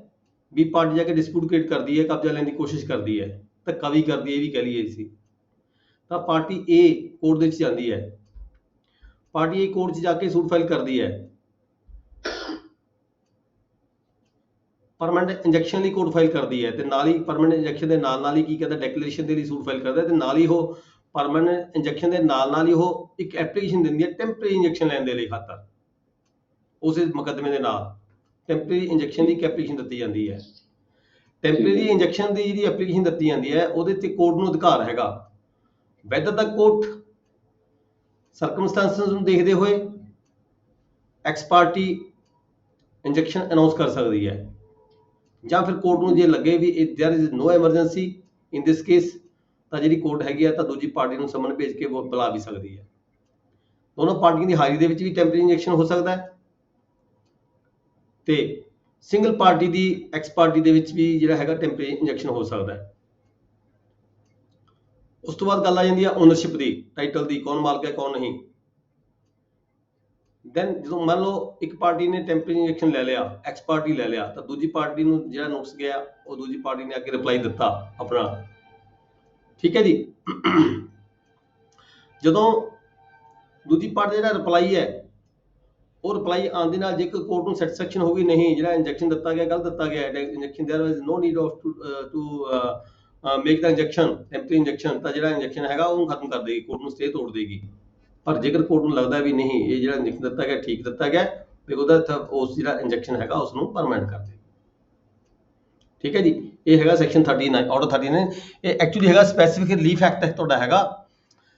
ਸਪੈਸੀਫਿਕ ਰਿਲੀਫ ਐਕਟ ਦੇ ਤਹਿਤ ਜਿਹੜਾ ਪਰਮਾਨੈਂਟ ਇੰਜੈਕਸ਼ਨ ਜਾਂਦਾ ਹੈ ਹਰ ਸਪੈਸੀਫਿਕ ਰਿਲੀਫ ਐਕਟ ਦੇ ਤਹਿਤ ਸਾਨੂੰ ਅਧਿਕਾਰ ਹੈਗਾ ਅਸੀਂ ਪਰਮਾਨੈਂਟ ਇੰਜੈਕਸ਼ਨ ਲੈਣ ਦੇ ਲਈ। ਇਹ ਆਰਡਰ 39 ਦੇ ਨਾਲ ਤੁਸੀਂ ਸਪੈਸੀਫਿਕ ਰਿਲੀਫ ਐਕਟ ਦਾ ਜਿਹੜਾ ਸੈਕਸ਼ਨ ਹੈਗਾ ਉਹ ਸੈਕਸ਼ਨ ਤੁਹਾਨੂੰ ਦੇਖਣਾ ਪਏਗਾ, ਪਰ ਇੱਥੇ ਤੁਹਾਡੇ ਸਿਲੇਬਸ ਤਾਂ ਨਹੀਂ ਹੋਏਗਾ ਉਹ, ਪਰ ਸਪੈਸੀਫਿਕ ਰਿਲੀਫ ਐਕਟ ਦੇ ਤਹਿਤ ਤੁਸੀਂ ਉੱਥੇ ਵੇਰਵਾ ਦੇ ਸਕਦੇ ਹੋ ਵੀ ਜਦੋਂ ਜਿਹੜਾ ਇੰਜੈਕਸ਼ਨ ਹੈਗਾ 39 ਦੇ ਤਹਿਤ ਦਿੱਤਾ ਗਿਆ, ਜਿਹੜਾ ਟੈਂਪਰੇਰੀ ਇੰਜੈਕਸ਼ਨ ਹੁੰਦਾ ਹੈ ਜਦੋਂ ਕੋਰਟ ਸੈਟੀਸਫਾਈ ਹੋ ਜਾਂਦੀ ਹੈ ਤਾਂ ਸਪੈਸੀਫਿਕ ਰਿਲੀਫ ਐਕਟ ਦੇ ਤਹਿਤ ਜਿਹੜਾ ਸੈਕਸ਼ਨ ਜਿਹੜਾ ਇੰਜੈਕਸ਼ਨ ਹੁੰਦਾ ਉਹ ਪਰਮਾਨੈਂਟ ਕਰ ਦਿੱਤਾ ਜਾਂਦਾ ਹੈ। ਤੇ ਸਰ ਝੂਠ ਦਾ ਡਿਕਲੇਰੇਸ਼ਨ ਤੇ ਪਰਮਾਨੈਂਟ ਇੰਜੈਕਸ਼ਨ ਫਰਕ ਹੈ ਜਾਂ ਸੇਮ ਹੈ ਸਰ? ਸੂਟ ਫਾਰ ਡਿਕਲੇਰੇਸ਼ਨ ਤਾਂ ਅਸੀਂ ਪਾਵਾਂਗੇ ਉਹੀ ਹੈ, ਇਹ ਸੂਟ ਫਾਰ ਡਿਕਲੇਰੇਸ਼ਨ ਹੀ ਹੈਗਾ ਪਰਮਾਨੈਂਟ ਇੰਜੈਕਸ਼ਨ ਲੈਣ ਦੇ ਲਈ ਸੂਟ ਫਾਰ ਡਿਕਲੇਰੇਸ਼ਨ ਪਾਉਂਦੇ ਅਸੀਂ, ਠੀਕ ਹੈ ਸਰ, ਠੀਕ ਹੈ। ਪਰ ਉਹਦੇ ਨਾਲ ਹੀ ਇੱਕ ਅਰਜ਼ੀ ਦਿੱਤੀ ਜਾਂਦੀ ਹੈ ਟੈਂਪਰੇਰੀ ਇੰਜੈਕਸ਼ਨ ਲੈਣ ਦੇ ਲਈ 39 ਦੇ ਤਹਿਤ, ਜਿਹਦੇ ਆਪਣੇ ਕੋਲ ਸਟੇਆਂ ਲੈ ਕੇ ਨਹੀਂ ਆਉਂਦੇ ਲੋਕ, ਪਬਲਿਕ ਆਮ ਤੌਰ ਤੇ ਆਉਂਦੀ ਹੈ। Order 39 rule order 39 rule 1 and 2 ਦੇ ਵਿੱਚ ਆਪਣੇ ਕੋਲ ਆਉਂਦੇ ਨੇ ਲੈ ਕੇ ਸਟੇ, ਟੈਂਪਰੇਰੀ ਸਟੇ ਹੁੰਦੀ ਹੈ। ਆਪਾਂ ਕਹਿੰਦੇ ਵੀ ਤਾਂ ਜੀ ਇੰਨੀ ਡੇਟ ਤੱਕ ਦੀ ਸਟੇ ਹੈ, ਇਹ ਇੰਨੀ ਡੇਟ ਤੱਕ ਦੀ ਸਟੇ ਹੈ, ਇਹ ਇੰਨੀ ਡੇਟ ਤੱਕ ਦੀ ਸਟੇ ਹੈ, ਜਿਹੜੀ ਉਹ ਡੇਟ ਜਾਂ ਫਰਦਰ ਅੱਗੇ ਵੱਧਦੀ ਰਹਿੰਦੀ ਹੈ, ਠੀਕ ਹੈ। That was temporary injection. ਪਰ ਜਦੋਂ ਉਹ ਜਿਹੜੀ ਡੇਟ ਹੈਗੀ ਫਰਕ ਫਿਕਸ ਹੋ ਜਾਂਦੀ ਹੈ ਤਾਂ ਉਹ ਜਿਹੜਾ ਇੰਜੈਕਸ਼ਨ ਹੈਗਾ ਉਹ ਪਰਮਾਨੈਂਟ ਬਣ ਜਾਂਦਾ ਹੈ। ਪਰਮਾਨੈਂਟ ਫਿਰ ਪਹਿਲਾਂ ਗੱਲ ਕੋਡ ਕਰਨ ਦੀ ਲੋੜ ਨਹੀਂ ਸਕਦੀ ਨਾ, ਆਪਾਂ ਹੀ ਲਿਖ ਸਕਦੇ ਵੀ ਟੈਂਪਰੇਰੀ ਇੰਜੈਕਸ਼ਨ ਤੇ ਪਰਮਾਨੈਂਟ ਇੰਜੈਕਸ਼ਨ ਹੋ। ਤੁਸੀਂ ਇਹ ਜਦੋਂ ਜਿਹੜਾ ਟੈਂਪਰੇਰੀ ਇੰਜੈਕਸ਼ਨ ਹੈ ਉਹ ਪਰਮਾਨੈਂਟ ਹੋ ਜਾਂਦਾ ਹੈ ਜਦੋਂ ਕੋਰਟ ਸੈਟੀਸਫਾਈ ਹੋ ਜਾਂਦੀ ਹੈ ਤੇ ਸਪੈਸੀਫਿਕ ਰਿਲੀਫ ਐਕਟ ਦੇ ਤਹਿਤ ਇਹ ਨਾਲ ਤੁਸੀਂ ਸਪੈਸੀਫਿਕ ਰਿਲੀਫ ਐਕਟ ਦਾ ਹਵਾਲਾ ਦੇ ਦਿਓ। Okay sir. ਪਰਮਾਨੈਂਟ ਇੰਜੈਕਸ਼ਨ ਦੇ ਬਾਰੇ ਤੁਹਾਡੇ ਇਹਦੇ ਚ ਸੀਪੀਸੀ ਕਿਤੇ ਨਹੀਂ ਹੈਗਾ, ਠੀਕ ਹੈ, ਇਹ ਸਪੈਸੀਫਿਕ ਰਿਲੀਫ ਐਕਟ ਦੇ ਵਿੱਚ ਹੈਗਾ।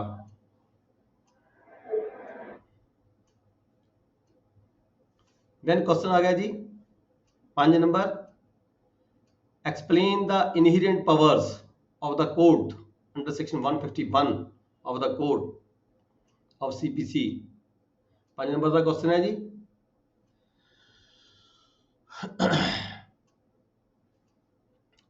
ਮੈਨੂੰ ਦੱਸਣਗੇ ਡਿਸਟ੍ਰਿਕਟ ਜਲੰਧਰ ਵਾਲੇ ਜੀ ਇਨਹੈਰੈਂਟ ਪਾਵਰਸ ਕੀ ਹੁੰਦੀਆਂ ਨੇ। ਇਨਹੇਰੈਂਟ ਪਾਵਰਸ ਕੀ ਹੁੰਦੀਆਂ ਨੇ, ਇਹਦਾ ਮਤਲਬ ਕੀ ਹੈ ਇਨਹੇਰੈਂਟ ਪਾਵਰਸ ਦਾ? ਡਿਸਟ੍ਰਿਕਟ ਜਲੰਧਰ,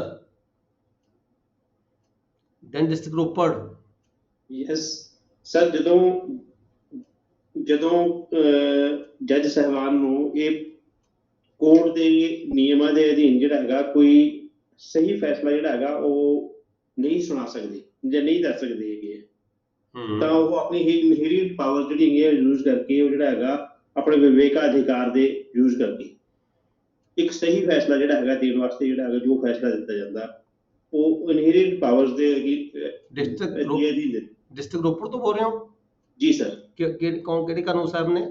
ਮਿਥਿਲੇਸ਼ ਕੁਮਾਰ ਜੀ। ਮਿਥਿਲੇਸ਼ ਜੀ, ਵੈਰੀ ਰਾਈਟ, ਵੈਰੀ ਗੁੱਡ, ਬਿਲਕੁਲ ਠੀਕ ਹੈ। ਕੋਰਟ ਨੂੰ ਲੱਗਦਾ ਹੈ ਵੀ ਮੈਂ ਜਿਹੜਾ ਸੈਕਸ਼ਨਸ ਹੈ ਕਿਸੇ ਜਿਹੜਾ ਲਾਅ ਹੈਗਾ CPC ਹੈ ਸਾਡਾ ਜਿਹੜਾ ਕੋਡ ਹੈ, ਕਾਨੂੰਨ ਮੈਨੂੰ ਇਜਾਜ਼ਤ ਨਹੀਂ ਦਿੰਦਾ ਇਹ ਫੈਸਲਾ ਕਰਨ ਦੀ, ਪਰ ਮੈਂ ਫੈਸਲਾ ਕਰਨਾ ਚਾਹੁੰਦਾ ਇਹ, ਪਰ ਮੈਨੂੰ ਕਾਨੂੰਨ ਇਜਾਜ਼ਤ ਨਹੀਂ ਦਿੰਦਾ, ਠੀਕ ਹੈ। then the judicial officer can use his inherent powers under section 151। ਤਾਂ ਉਹ ਕੋਈ ਵੀ ਫੈਸਲਾ ਜਿਹੜਾ ਉਹਨੂੰ ਠੀਕ ਲੱਗਦਾ ਹੈ ਉਹ ਫੈਸਲਾ ਸੁਣਾ ਸਕਦੇ ਆ ਉੱਥੇ, ਪਰ ਇਹ ਜਿਹੜਾ ਸੈਕਸ਼ਨ ਹੈਗਾ 151 ਅਪਲਾਈ ਹੋ ਜਾਂਦਾ ਹੈ ਜਿੱਥੇ ਸਾਡਾ ਕਾਨੂੰਨ ਇਜਾਜ਼ਤ ਨਾ ਦਿੰਦਾ ਹੋਵੇ, ਪਰ ਜੱਜ ਕਹਿੰਦਾ ਹੋਵੇ ਨਹੀਂ ਅਸਲੀ ਫੈਸਲਾ ਇਹ ਹੈ, ਠੀਕ ਇਹ ਹੈ ਗੱਲ, ਪਰ ਉੱਥੇ ਜਿਹੜੀਆਂ ਲਾਅ ਪ੍ਰੋਵੀਜ਼ਨਸ ਰੂਲਸ ਜਿਹੜੇ ਹੈਗੇ ਨੇ ਸਾਡਾ ਆਰਡਰਸ, ਠੀਕ ਹੈ, ਸੈਕਸ਼ਨਸ ਅਪਲਾਈ ਨਹੀਂ ਹੁੰਦੇ ਕਿਤੇ, ਤਾਂ ਇਹ ਜਿਹੜੀਆਂ 151 ਦੀਆਂ ਜਿਹੜੀਆਂ ਪਾਵਰਸ ਹੈਗੀਆਂ ਨੇ ਇਨਹੇਰੈਂਟ ਪਾਵਰਸ, ਇਹ ਸਾਰੇ ਜੁਡੀਸ਼ੀਅਲ ਆਫਿਸਰਸ ਨੂੰ, ਠੀਕ ਹੈ ਜੀ, ਬਹੁਤ ਵੱਡੀ ਪਾਵਰ ਦਿੱਤੀ ਗਈ ਹੈ। ਇਹਦੇ ਤਹਿਤ ਕੋਈ ਵੀ ਜੁਡੀਸ਼ੀਅਲ ਆਫਿਸਰ ਜਿਹੜਾ ਵੀ ਉਹਨੂੰ ਫੈਸਲਾ ਸਹੀ ਲੱਗਦਾ ਹੈ for the purpose of justice, ਠੀਕ ਹੈ ਜੀ, ਹਾਂ, for the purpose of justice, ਜਦੋਂ ਕੋਈ ਵੀ ਉਸ ਕੇਸ ਨਾਲ ਸੰਬੰਧਿਤ ਕਿਸੇ ਵੀ ਸਬਸਟੈਂਸ਼ੀਅਲ ਲਾ ਜਾਂ ਰੂਲ ਦੇ ਤਹਿਤ ਉਹ ਕੇਸ ਕਵਰ ਨਹੀਂ ਹੁੰਦਾ ਤੇ ਜੱਜ ਆਪਣੇ ਵਿਵੇਕ ਦਾ ਲੈਂਦੇ ਹੋਏ ਤੁਸੀਂ ਆਪਣੀ ਲੈਂਗੁਏਜ ਚ ਲਿਖ ਸਕਦੇ ਹੋ, ਠੀਕ ਹੈ। 151 ਦੇ ਵਿੱਚ ਤਾਂ ਇਹ ਲਿਖੀ ਹੋਏਗਾ ਸੈਕਸ਼ਨ 151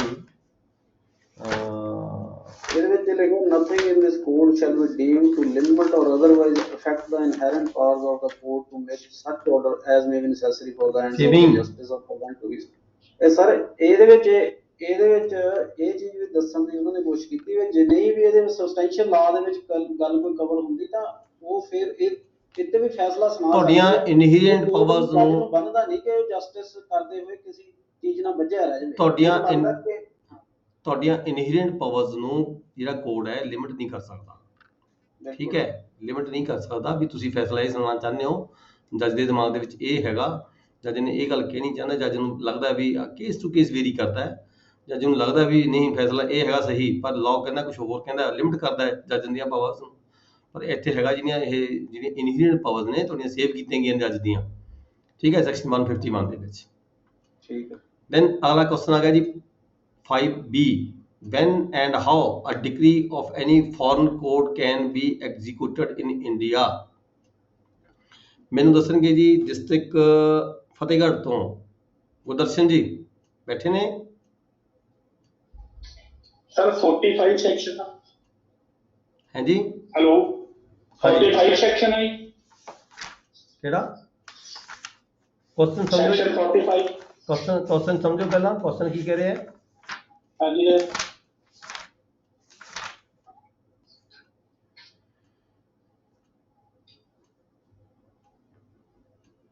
क्वेश्चन अपना मैं दोबारा बोल रहा एक बारी।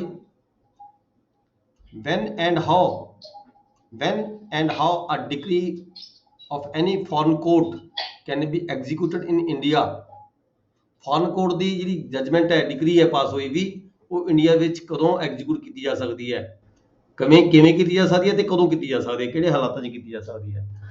Execution of degree outside India. 45 execution of decree passed by courts in the reciprocating territory। Sir 44 ਇਹ ਦੇਖੋ 44 ਦਾ A execution of decree passed by the courts in reciprocating territory। देखो 45 ਦਾ ਇਹ ਹੈਗਾ ਵੀ execution of decree outside India, decree pass ਹੋਈ ਵੀ ਹੈ ਇੰਡੀਆ ਦੇ ਵਿੱਚ, ਆਊਟਸਾਈਡ ਐਗਜ਼ੀਕਿਊਟ ਕਰਨੀ ਹੈ, ਠੀਕ ਹੈ, ਇਹ ਹੈਗਾ 45। ਤੇ ਜਿਹੜਾ 44 ਇਹ ਹੈਗਾ execution of degree passed by the courts in a reciprocating territory। reciprocating territory मतलब एक दूजे कंट्री ਦੇ ਵਿੱਚ ਲਾਗੂ ਡਿਗਰੀ ਕਰਨਾ। execution of degree passed by the revenue courts in place to execution of degree passed by the civil courts in place to which this code does not extend। 44A आएगा जी, ਇਹਦੇ ਵਿੱਚੋਂ ਹੀ ਆਏਗੀ provision कोई where a certified copy of a decree of any superior court any reciprocating territory has been filed in a district court, the decree may be executed in India no as if it had been passed by the district court no any and the together with the certified copy of the decree shall be filed certificate from such superior court।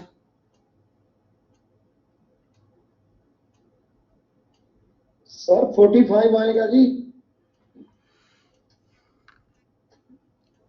45 किमें एक minute दोबारा question पढ़ना दोबारा question sir 43 देख लो sir 43 देख लो। ਇੱਕ minute विदेशी degree मेरा 45 आना क्यों सर? विदेशी डिग्री है जी, ये कहीं ਆਪਾਂ एग्जीक्यूट। क्वेश्चन में दोबारा सुनो when and how a degree of any foreign court हाँ foreign court ਦੀ ਡਿਗਰੀ ਹੈ can be executed in India। ਹਾਂ ਇਹ ਡਿਗਰੀ foreign court ਦੀ ਹੈ ਤੇ ਇੰਡੀਆ 'ਚ ਐਗਜ਼ੀਕਿਊਟ ਹੋਣੀ ਹੈ। ਥੋੜੇ ਕਨਫਿਊਜ਼ ਹੋ ਜਾਂਦੇ ਸਮਝਣ ਦੇ ਵਿੱਚ, ਸਮਝਣ 'ਚ ਕਨਫਿਊਜ਼ਨ ਜਰਾ ਧਿਆਨ ਨਾਲ ਸੁਣੋ। ਇਹ ਡਿਗਰੀ ਹੈ foreign court ਦੀ ਹੈ, ਇੰਡੀਆ 'ਚ ਐਗਜ਼ੀਕਿਊਸ਼ਨ ਹੋਣੀ ਹੈ। ਕਿਵੇਂ ਹੋਣੀ ਹੈ? for execution of degree outside India। ਪਰ ਸੈਕਸ਼ਨ 44A ਦੀ ਨਾ ਐਕਸਪਲੇਨੇਸ਼ਨ 1 ਵਿੱਚ ਉਹਨਾਂ ਨੇ ਕਲੀਅਰ ਕੀਤਾ ਜਿਹੜਾ ਨਾ ਰੈਸੀਪ੍ਰੋਕੇਟਿੰਗ ਟੈਰੀਟਰੀ ਆ ਉਹਦੇ ਕਲੀਅਰ ਹੋਈ। ਰੈਸੀਪ੍ਰੋਕੇਟਿੰਗ ਟੈਰੀਟਰੀ ਦਾ ਮਤਲਬ ਤਾਂ ਇਹ ਹੈ ਵੀ ਇੱਕ ਦੂਜੇ ਕੰਟਰੀ ਦੀ ਹੋਗੀ। ਰੈਸੀਪ੍ਰੋਕੇਟਿੰਗ ਕੰਟਰੀ ਜਿਵੇਂ ਇੰਡੀਆ ਦੇਸ਼ ਦੀ ਕੋਈ ਟ੍ਰੀਟੀ ਸਾਡੇ ਕੰਟਰੀ ਦੇ ਨਾਲ ਹੋਈ ਹੈ ਉਹ ਤਾਂ ਦੇਖੋ ਲੈਂਗੁਏਜ ਉਹ ਤਾਂ ਜੇ ਟ੍ਰੀਟੀ ਤੁਹਾਡੇ ਕੰਟਰੀ ਨਾਲ ਹੋਈ ਹੈ ਤਦ ਹੀ ਲਾਗੂ ਹੋਏਗੀ, ਨਹੀਂ ਤਾਂ ਹੁੰਦੀ ਹੀ ਨਹੀਂ। ਜਿਸ ਕੰਟਰੀ ਦੀ ਤੁਹਾਡੇ ਨਾਲ ਟ੍ਰੀਟੀ ਨਹੀਂ ਹੈਗੀ ਠੀਕ ਹੈ ਉਸ ਕੰਟਰੀ 'ਚ ਤੁਸੀਂ ਨਾ ਐਗਜ਼ੀਕਿਊਟ ਕਰ ਸਕਦੇ ਹੋ ਨਾ ਤੁਸੀਂ ਤੁਹਾਡੀ ਉਹ ਐਗਜ਼ੀਕਿਊਟ ਕਰਨਗੇ। ਜਿਸ ਕੰਟਰੀ ਨਾਲ ਤੁਹਾਡੀ ਟ੍ਰੀਟੀ ਕੋਈ ਹੋਈ ਵੀ ਹੈ ਇੱਦਾਂ ਦਾ ਕੋਈ ਐਗਰੀਮੈਂਟ ਹੋਇਆ ਹੋਇਆ ਸਮਝੌਤਾ ਹੋਇਆ ਹੋਇਆ ਤਦ ਹੀ ਉਹ ਡਿਗਰੀ ਤੁਸੀਂ ਐਗਜ਼ੀਕਿਊਟ ਕਰ ਸਕਦੇ ਹੋ। 45 'ਚ ਕੀ ਹੈ? Execution of degree outside India. Outside India inside India ਕਰਨੀ ਹੈ ਪਤਾ। ਫੋਰਨ ਡਿਗਰੀ ਹੈ ਇਨਸਾਈਡ ਇੰਡੀਆ ਐਗਜ਼ੀਕਿਊਟ ਕਰਨੀ ਹੈ ਠੀਕ ਹੈ। एक मिनट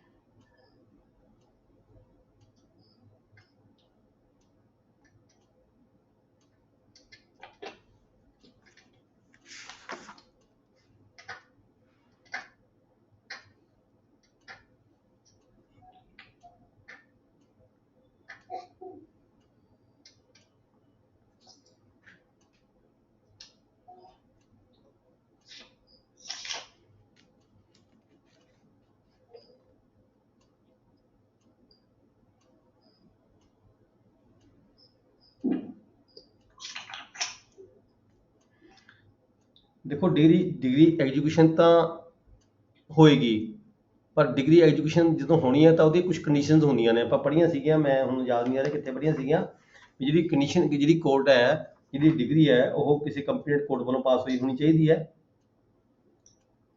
ਤੇ ਲਾਅ ਦੇ ਕੰਟਰਾਡਿਕਟਰੀ ਹੋਣੀ ਚਾਹੀਦੀ। ਲਾਅ ਦੇ ਇੰਡੀਅਨ ਦਾ ਜਿਹੜਾ ਲਾਅ ਹੈਗਾ ਉਹਦੀ ਕੰਟਰਾਡਿਕਟਰੀ ਹੋਣੀ ਚਾਹੀਦੀ ਤੇ ਉਹਦੀ ਘੋਖ ਪੜਤਾਲ ਕੀਤੀ ਜਾਣੀ ਚਾਹੀਦੀ ਹੈ। ਉਹਦੀ ਹਾਂ ਵੈਰੀਫਿਕੇਸ਼ਨ ਹੋਏਗੀ। ਡੈਫੀਨੇਸ਼ਨ ਆਫ ਦਾ ਕੋਰਸ ਵਿੱਚ ਪਾਸ ਡਿਗਰੀ ਕਿਹੜੇ ਸੈਕਸ਼ਨ 'ਚ ਪੜ੍ਹ ਰਹੇ ਸੀਗੇ ਆਪਾਂ? Court by which decree may be executed transfer of degree.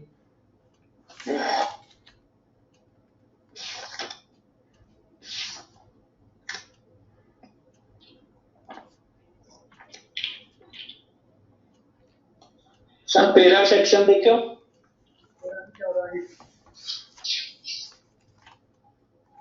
Foreign court आनी है इतने हाँ फॉरेन कोर्ट्स आए हैं ठीक है। मैंने फॉरेन जजमेंट नॉट कंक्लूसिव ये तो कहना नॉट कंक्लूसिव हैगी है presumption as to the foreign judgments courts in which suits to be instituted where matters to it।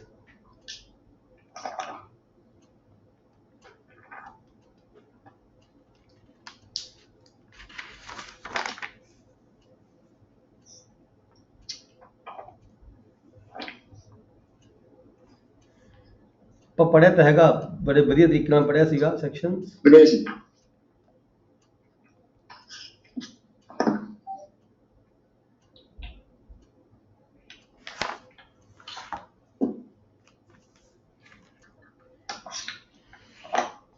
ਇਹ ਹੈਗਾ ਸੈਕਸ਼ਨ 13 ਚ ਲਿਖਿਆ when foreign judgments not conclusive, a foreign judgment shall be conclusive as to any matter thereby ਇਹ directly sir ਇਹ ਚੱਲਦੇ between the same ਇਹਦਾ ਵੀ parties ਕਾਨੂੰਨ ਨਾਇਕ or ਨਹੀਂ ਹੈ। claiming litigating where it does not announce a court of competent.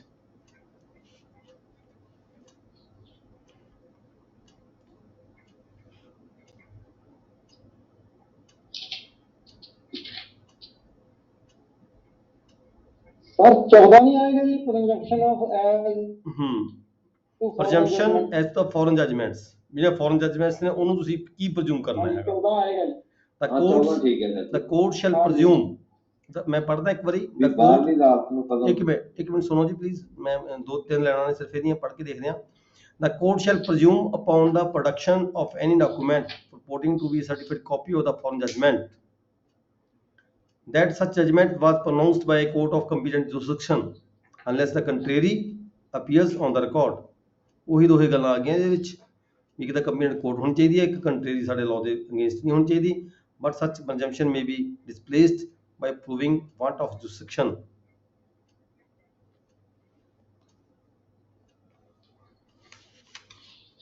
Cover ਤਾਂ ਕਰਦੀ ਜੀ ਇਹ ਸੈਕਸ਼ਨ 14 ਤੁਹਾਡਾ, ਦੋਹੇ ਪੁਆਇੰਟ ਹੈਗੇ ਆ ਜਿਹੜੇ ਆਪਾਂ ਗੱਲ ਕਰਦੇ ਸੀਗੇ।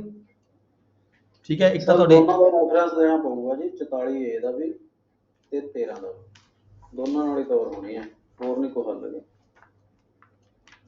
ਕਿੰਨੇ ਨੰਬਰ ਦਾ ਕੁਐਸਚਨ ਹੈ ਤੁਹਾਡਾ ਇਹ? 5 ਨੰਬਰ ਦਾ ਕੁਐਸਚਨ ਹੈ। ਦੇਣਾ ਪੈਣਾ। 5 ਨੰਬਰ ਦਾ ਕੁਐਸਚਨ ਹੈ। 5 ਨੰਬਰ ਦਾ ਕੁਐਸਚਨ ਤੁਹਾਡਾ 3 ਲਾਈਨ, ਦੇਖੋ 3 ਲਾਈਨਾਂ ਲਿਖ ਕੇ ਨਹੀਂ ਸਰਦਾ ਹੈਗਾ। ਠੀਕ ਹੈ, 3 ਲਾਈਨਾਂ ਲਿਖ ਕੇ 5 ਨੰਬਰ ਦਾ ਕੁਐਸਚਨ ਨਹੀਂ ਫੋਲੋ ਕਵਰ ਹੁੰਦਾ, ਤੇ ਤੁਸੀਂ ਨਾਲ ਉਧਰੋਂ ਵੀ ਲੈ ਲਓ ਫੋਰਨ ਜਜਮੈਂਟਸ। 44 ਸੀਗੇ ਆਪਾਂ ਸ਼ਾਇਦ। 44A ਸਰ, ਕਿਉਂਕਿ ਡਿਕਰੀ ਜਿਹੜੀ ਐਗਜ਼ੀਕਿਊਟ 44A ਨਾਲ ਹੋਣੀ ਆ, ਇਨਸਟਰਕਸ਼ਨ ਜਿਹੜੀਆਂ ਆ ਉਹ 13 ਤੋਂ ਲਈਆਂ ਜਾਣਗੀਆਂ। ਆਪਾਂ ਮੇਨ ਆਪਣਾ ਜਿਹੜਾ ਕੁਐਸਚਨ ਹੈ ਐਗਜੀਕਿਊਸ਼ਨ ਦਾ ਹੈਗਾ, ਐਗਜੀਕਿਊਸ਼ਨ ਕਰਨੀ ਹੈ ਅਸੀਂ ਡਿਗਰੀ ਦੀ। ਠੀਕ ਹੈ, ਐਗਜੀਕਿਊਸ਼ਨ ਦੇ ਜਿਹੜੇ ਤੁਹਾਡੇ ਸੈਕਸ਼ਨਸ ਨੇ ਇਹ ਨੇ ਜਿਹੜੇ ਅੱਗੇ ਆਏ ਨੇ। ਆਪਣਾ ਪਾਰਟ 2 ਐਗਜੀਕਿਊਸ਼ਨ ਦਾ ਜਿਹੜਾ ਚੈਪਟਰ ਹੈ ਤੁਹਾਡਾ, ਠੀਕ ਹੈ ਜੀ, ਇਹ ਐਗਜੀਕਿਊਸ਼ਨ ਦਾ ਪਾਰਟ ਹੈ, ਪਾਰਟ ਨੰਬਰ 2 ਐਗਜੀਕਿਊਸ਼ਨ। ਡਿਗਰੀ ਅਸੀਂ ਐਗਜੀਕਿਊਟ ਕਰਨੀ ਹੈ। ਇੱਥੇ ਆ ਕੇ ਤੁਹਾਡੀ ਡੈਫੀਨੇਸ਼ਨ ਆ ਜਾਂਦੀ ਹੈ ਇਹ ਜਿਹੜੀ 14 ਦੇ ਵਿੱਚ ਆ ਗਈ। 14 ਤੇ 44 20 ਦੋਨੋਂ ਕਵਰ ਕਰ ਦਿਓ ਜੀ। ਠੀਕ ਹੈ, ਕੁਝ ਪਾਰਟ ਇੱਥੋਂ ਲਿਖ ਦਿਓ। 44 ਸਰ ਇਦਾਂ ਹੋਊਗੀ ਨਾ, ਜਿਹੜੀ ਕੋਈ ਜਜਮੈਂਟ ਰੈਸੀਪ੍ਰੋਕੇਟਿੰਗ ਟੈਰੀਟਰੀ ਦੀ ਹੈਗੀ ਉਹਦੇ ਤਹਿਤ ਐਪਲੀਕੇਸ਼ਨ ਅਸੀਂ 44A ਦਾ ਰੈਫਰੈਂਸ ਪਾ ਕੇ ਆਪਣੀ ਸਿਵਲ ਕੋਰਟ ਨੂੰ ਦੇਵਾਂਗੇ। ਉਹ ਫਿਰ ਇਹਦੇ ਰੈਫਰੈਂਸਸ 13 ਦੇ ਆਣਗੇ ਨਾਲ, ਤਾਂ ਉਹ ਐਗਜ਼ੀਕਿਊਸ਼ਨ ਦੇ ਆਰਡਰ ਪਾਸ ਕਰੂਗੀ। ਜਿਸ ਵੇਲੇ ਉਹ ਸੈਟੀਸਫਾਈਡ ਹੋ ਜਾਊਗੀ ਕੋਰਟ ਕਿ ਇਹ ਸਾਰੀਆਂ ਪੂਰੀਆਂ ਕਰ ਰਹੀ ਹੈ ਕੰਡੀਸ਼ਨਸ ਜਿਹੜੀਆਂ। ਸੈਸ਼ਨ ਕੋਰਟ 'ਚ ਅਰਜ਼ੀ ਦਿੱਤੀ ਜਾਂਦੀ ਹੈ ਜੀ, ਡਿਸਟ੍ਰਿਕਟ ਕੋਰਟ ਦੇ 'ਚ ਅਰਜ਼ੀ ਦਿੱਤੀ ਜਾਏਗੀ ਫੋਰਨ ਜਜਮੈਂਟ ਦੀ ਕਾਪੀ ਲਗਾ ਕੇ। ਫਿਰ ਜਿਹੜੀ ਡਿਸਟ੍ਰਿਕਟ ਕੋਰਟ ਹੈਗੀ ਆ ਉਹ ਕੰਸਰਨਡ ਕੋਰਟ ਦੇ ਵਿੱਚ ਐਗਜ਼ੀਕਿਊਸ਼ਨ ਦੇ ਲਈ ਭੇਜ ਦਿੰਦੀ ਹੈ। ਕੰਡੀਸ਼ਨਸ ਕੋਰਟ ਦੇਖ ਲਊਗੀ ਵੀ ਇਹ ਹਾਂ। ਪੂਰੀਆਂ ਕਰਦੀ ਜਾਂ ਨਹੀਂ। ਉਹ ਤਾਂ ਕੋਰਟ ਨੇ ਲਿਖਣਾ ਤਦੀ ਐਗਜ਼ੀਕਿਊਸ਼ਨ ਦਾ ਆਰਡਰ ਹੀ ਤਦੀ ਹੋਣਾ ਹੈ ਜੀ, ਨਹੀਂ ਤਾਂ ਫਿਰ ਹਾਂਜੀ ਐਗਜ਼ੀਕਿਊਸ਼ਨ ਹੋਣੀ ਹੀ ਨਹੀਂ ਹੈਗੀ। ਠੀਕ ਹੈ ਜੀ, ਇੱਥੋਂ ਹੀ ਕਵਰ ਕਰ ਲਓ ਤੁਸੀਂ। ਹਾਂ,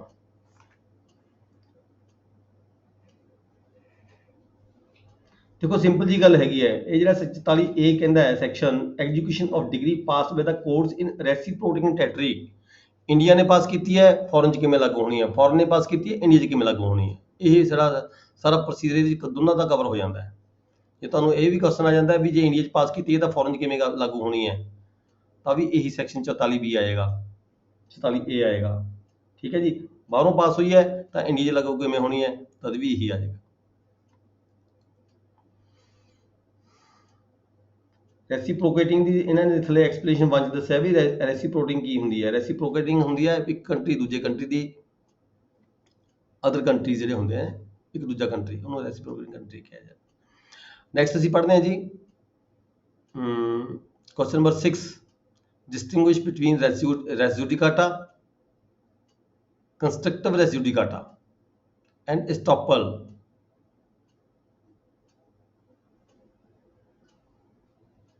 ਇੱਥੇ ਨੇ ਮੈਨੂੰ ਡਿਸਟ੍ਰਿਕਟ ਦੱਸਣਗੇ ਜੀ। District Kapurthala. Distinguish between res judicata and constructive res judicata, ਦੋਹਾਂ 'ਚ ਕੀ ਫਰਕ ਹੈ ਜੀ? ਪਹਿਲਾਂ ਤਾਂ ਇਹ ਦੱਸੋ ਕਿਹੜੇ ਸੈਕਸ਼ਨ ਡੀਲ ਕਰਾਂਗੇ ਆਪਾਂ। District Kapurthala. Next district Patiala ਜੋ ਜੀ, ਕਰਨੈਲ ਸਿੰਘ ਬੈਠੇ ਹੋਣਗੇ, ਰਾਜਕੁਮਾਰ ਬੈਠੇ ਹੋਣਗੇ। सर सेक्शन जब मैंने- 11 दी हैं जी? 11 दी 11 सेक्शन 11 दी हाँ, वेरी 11.4 बिल्कुल ठीक, very nice. Res judicata section 11 ਤੇ ਕੰਸਟਰਕਟਿਵ ਰੈਸ ਜੁਡੀਕਾਟਾ ਸੈਕਸ਼ਨ 11 ਦਾ 4 part. Sub section 4 I think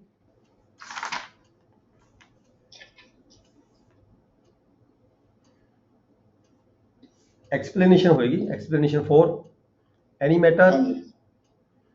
matter which might and ought to have been made ground defense or attack in such former suit shall be deemed to have been matter directly and substantially in the issue in such suit।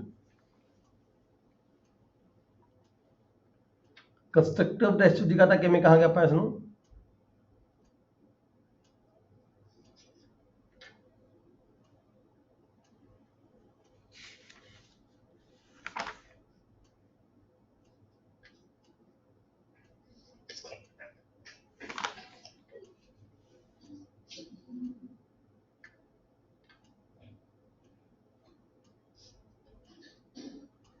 ਹੋਰ ਕੌਣ ਦੱਸੇਗਾ ਜੀ?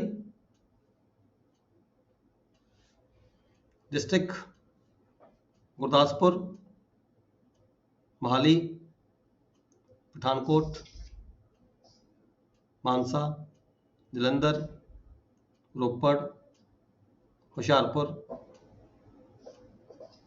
Constructive का भी साथ ही 11 section की है।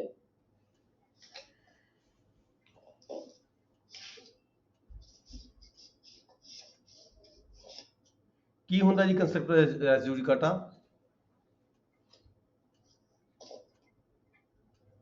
ਰੈਸ ਜੁਡੀਕਾਟਾ ਦਾ ਆਪਾਂ ਸਵੇਰੇ ਡਿਸਕਸ ਕੀਤਾ ਸੀਗਾ। ਰੈਸ ਜੁਡੀਕਾਟਾ ਸੇਮ ਪਾਰਟੀ ਦੇ ਵਿਚਕਾਰ ਸੇਮ ਸਬਜੈਕਟ ਮੈਟਰ ਨੂੰ ਲੈ ਕੇ suit has already been decided by the competent court। ਠੀਕ ਹੈ, ਤੇ ਨਵਾਂ ਸੂਟ ਫਾਈਲ ਜੇ ਕੋਈ ਪਾਰਟੀ ਕਰਦੀ ਹੈ ਸੇਮ ਪਾਰਟੀਆਂ ਦੇ ਵਿਚਕਾਰ, ਸੇਮ ਪਾਰਟੀਆਂ ਦੇ ਅਗੇਂਸਟ, ਸੇਮ ਪਾਰਟੀ ਦੇ ਅਗੇਂਸਟ ਕਰਦੀ ਹੈ, ਸੇਮ ਸਬਜੈਕਟ ਮੈਟਰ ਨੂੰ ਲੈ ਕੇ ਕਰਦੀ ਹੈ, ਠੀਕ ਹੈ, ਸੇਮ ਕਲੇਮ ਕਰਦੀ ਹੈ, ਤਾਂ ਜਿਹੜਾ ਹੈਗਾ ਉਹ ਜਿਹੜਾ ਸੂਟ ਹੈ ਉਹ ਰੈਸ ਜੁਡੀਕਾਟਾ ਉੱਤੇ ਲੱਗ ਜਾਂਦਾ, ਯਾਨੀ ਕਿ ਉਹ ਸੂਟ ਜਿਹੜਾ ਹੈਗਾ ਲਾਈ ਨਹੀਂ ਕਰਦਾ। ਕੰਸਟਰਕਟਿਵ ਰੈਸ ਜੁਡੀਕਾਟਾ ਕੀ ਹੁੰਦਾ ਜੀ? ਸਾਡੀ ਕੰਸਟਰਕਟਿਵ ਰੈਸ ਜੁਡੀਕਾਟਾ ਹੈ ਜੀ ਵੀ ਜਿਹੜਾ ਰਿਲੀਫ ਲੈਣਾ, ਕਹਿੰਦੇ ਵੀ ਜਦੋਂ ਕੋਈ ਵੀ ਧਿਰ ਜੀ ਕੇਸ ਦਰਜ ਕਰਦੀ ਹੈ ਤਾਂ ਆਪਣਾ ਪੂਰਾ ਸੂਟ ਇੱਕ ਵਾਰ ਹੀ ਦਰਜ ਕਰੇ। ਇਹ ਇਸ ਲਈ ਜ਼ਰੂਰੀ ਨਹੀਂ ਹੁੰਦਾ ਕਿ ਆਪਣਾ ਕੇਸ ਨਾਲ ਜੁੜੀਆਂ ਸਾਰੀਆਂ ਗੱਲਾਂ ਅਤੇ ਤੱਥ ਸ਼ਾਮਲ ਕਰਕੇ, ਮੈਂ ਬੁੱਕ ਵੀ ਪੜ੍ਹ ਰਿਹਾ ਸਾਡੀ। ਸਰ 11 ਦਾ 7th ਹੋ ਸਕਦਾ। The provisions of this section shall apply to a proceeding for the execution of a decree and references in this section to any suit issue or former suit shall be constituted as references respectively to a proceeding for the execution of a decree, question arising in such proceedings, and a former proceedings for the execution of that decree।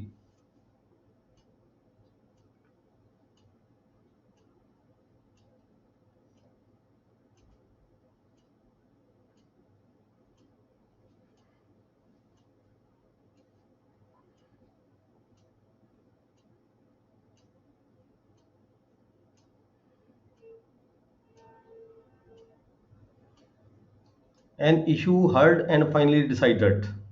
Explanation number 8 ਕਹਿੰਦੀ ਹੈ ਜੀ, an issue heard and finally decided by a court of limited jurisdiction competent to decide such issue shall operate as res judicata in a subsequent suit, notwithstanding that such court of limited jurisdiction was not competent to try।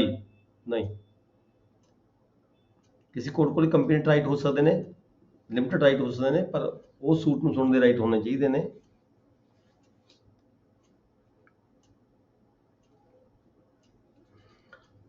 Sir ਇਹ constructive ਦਾ ਸਿਰਫ meaning ਤਾਂ ਇਹ ਆ ਬਈ ਰੈਸ ਜੁਡੀਕਾਟਾ ਨੂੰ ਅਸੀਂ ਇਸ ਤੌਰ ਤੇ ਨਹੀਂ ਵਰਤ ਸਕਦੇ ਵੀ ਉਹਦਾ ਮਿਸਯੂਜ਼ ਹੋਵੇ, ਤਾਂ ਕਿ ਡਿਫੈਂਡੈਂਟ ਜਿਹੜਾ ਉਹ ਇੰਨਾ ਹਰਾਸ ਨਾ ਹੋ ਜਾਏ ਵੀ ਹਰ ਜਗ੍ਹਾ ਅਸੀਂ ਇਸ ਚੀਜ਼ ਦੀ ਵਰਤੋਂ ਕਰਕੇ ਇਹਨੂੰ, ਤਾਂ ਜਿਹੜਾ ਉਹਦੇ ਵਿੱਚ ਰੂਲ ਵਰਤਿਆ ਜਾਂਦਾ ਉਹਨੂੰ ਕੰਸਟਰਕਟਿਵ ਕਹਿੰਦੇ, ਤਾਂ ਕਿ ਇਹਦਾ ਕੰਸਟਰਕਟਿਵ ਪੱਖ ਜਿਹੜਾ ਕੋਰਟ ਦੇ ਵਿੱਚ ਰਵੇ। ਪਰ ਹੁਣ ਲਿਖਿਆ ਕਿੱਥੇ ਇਹ ਨਹੀਂ ਲੱਭ ਰਿਹਾ।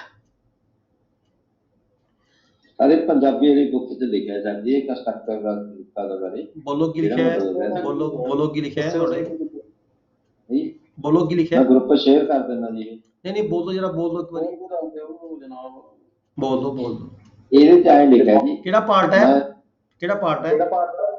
11 'ਚ ਲਿਖਿਆ ਹੋਇਆ ਜੀ ਕੰਸਟਰਕਟਰ ਦਾ ਰਚਨਾਤਮਕ ਤੇ ਰਚਨਾਤਮਕ ਲਿਖਿਆ ਪੰਜਾਬੀ 'ਚ ਹੈ ਜੀ ਇਹ। ਨਹੀਂ ਐਕਸਪਲੇਨੇਸ਼ਨ ਨੰਬਰ ਦਿੱਤੀ ਹੋਏਗੀ ਨਾਲ।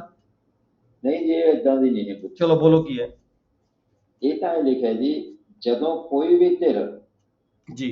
ਕੇਸ ਦਰਜ ਕਰਦੀ ਹੈ ਤਾਂ ਉਹ ਆਪਣਾ ਪੂਰਾ ਸੂਟ ਇੱਕ ਵਾਰ ਵਿੱਚ ਹੀ ਦਰਜ ਕਰੇ।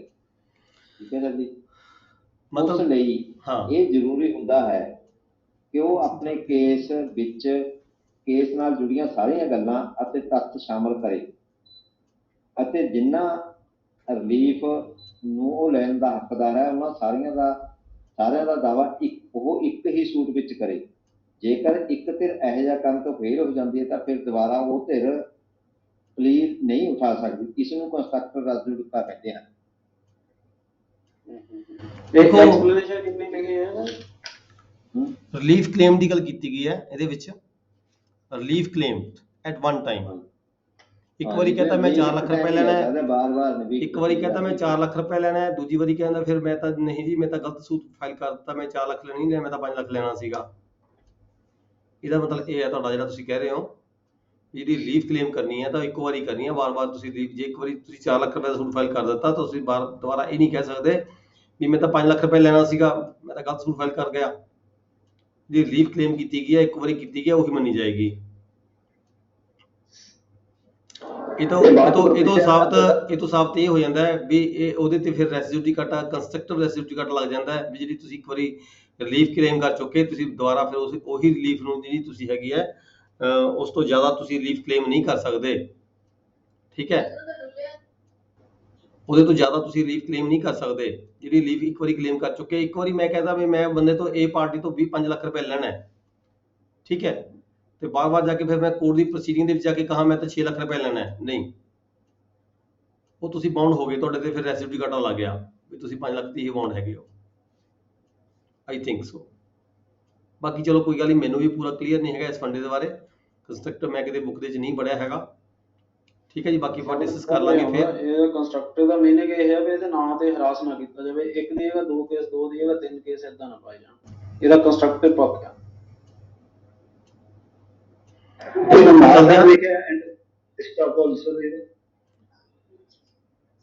ਡਿਸਟਿੰਗੁਇਸ਼ ਪੁੱਛਿਆ ਆਪਣੇ ਤੋਂ। ਚਲੋ ਆਪਾਂ ਅਗਲਾ ਕੁਐਸਚਨ ਪੜ੍ਹਦੇ ਹਾਂ ਜੀ। ਐਂਡ ਐਸਟੋਪਲ ਕੀ ਹੁੰਦੀ ਹੈ? ਐਸਟੋਪਲ ਇਹ ਸਰ ਐਵੀਡੈਂਸ ਐਕਟ ਦਾ ਸੈਕਸ਼ਨ 115 ਸਰ। 115 ਹੈ। ਬਿਲਕੁਲ ਠੀਕ ਹੈ, ਨੋਟ ਕਰ ਲਓ ਜੀ। ਕੀ ਹੁੰਦੀ ਹੈ ਐਸਟੋਪਲ, ਜਰਾ ਦੱਸੋਗੇ? ਇਹ ਸਰ ਮਿਕਸ ਹੋ ਕੇ ਆ ਗਿਆ। ਹਾਂ ਚਲੋ ਕੋਈ ਗੱਲ ਨਹੀਂ, ਆ ਸਕਦਾ। ਲਾਸਟ ਈਅਰ ਵੀ ਆ ਗਿਆ ਸੀ ਇਹ ਕੁਐਸਚਨ, ਪਿਛਲੇ ਵਾਰੀ ਕੀਟ ਵੀ ਆਇਆ ਹੋਇਆ defence business time stopper the.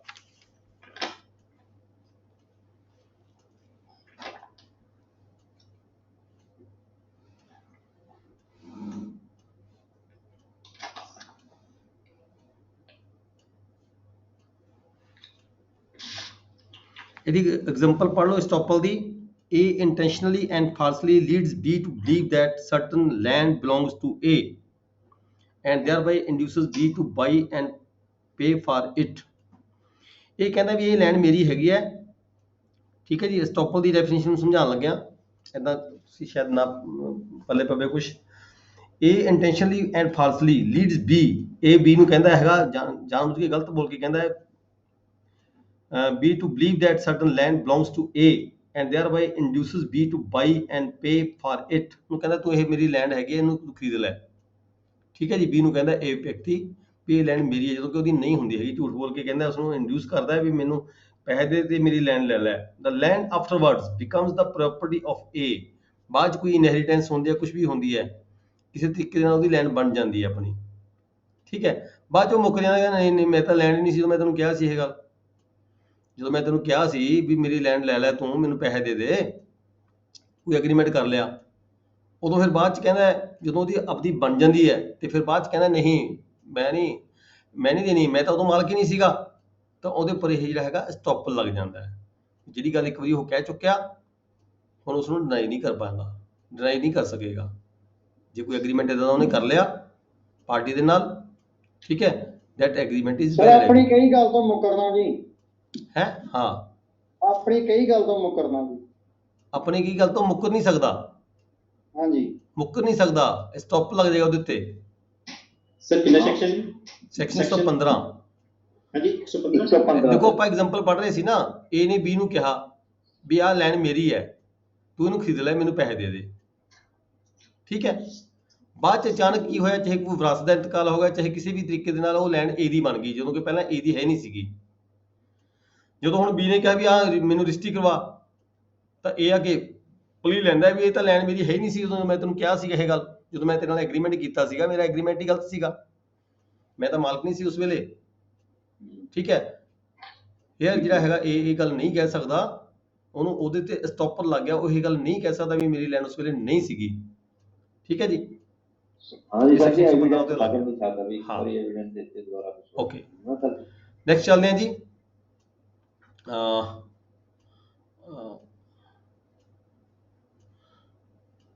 What are the conditions? Question number 7.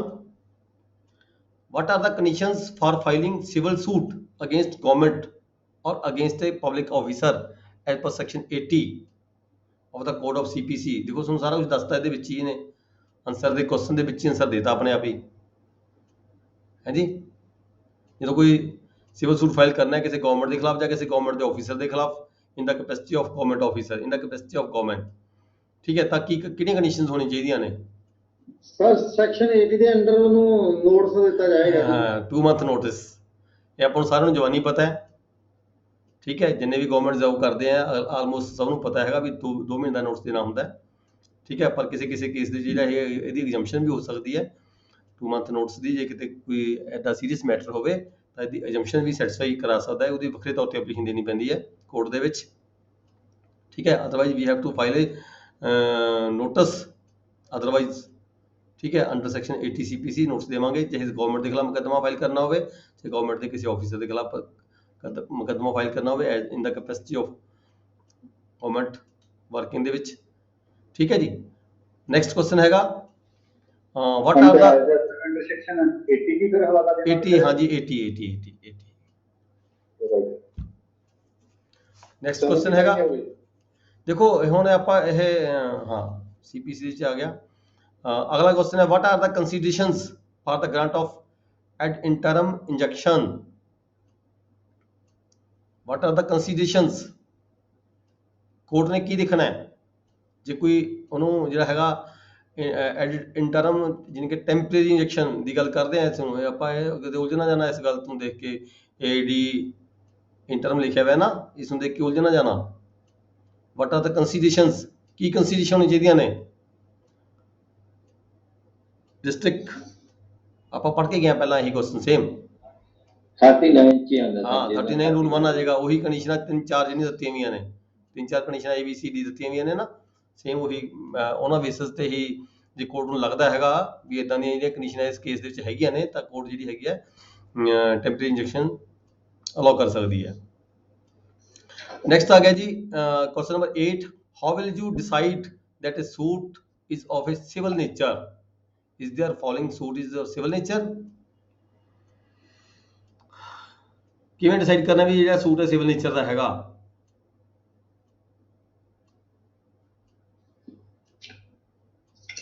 Right to worship in the temple, ਕਿਸੇ ਮੰਦਿਰ ਦੇ ਵਿੱਚ ਜਿਹੜੀ ਹੈਗੀ ਹੈ ਵਰਸ਼ਿਪ ਦਾ ਅਧਿਕਾਰ ਜਿਹੜਾ ਹੈਗਾ, ਕੀ ਇਹ ਸਿਵਲ ਨੇਚਰ ਦਾ ਕੇਸ ਹੈ?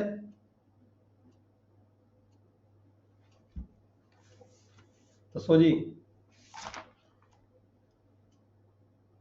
District Jalandhar, district Jalandhar,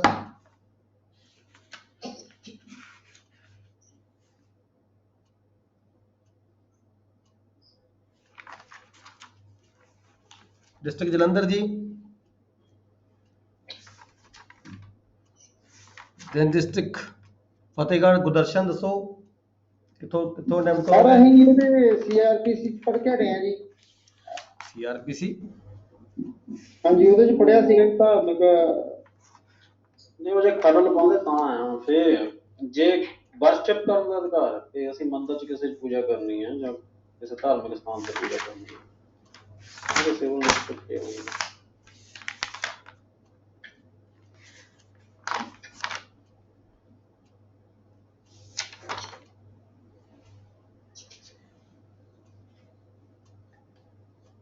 section 9 ਦੇਖੋ ਜੀ।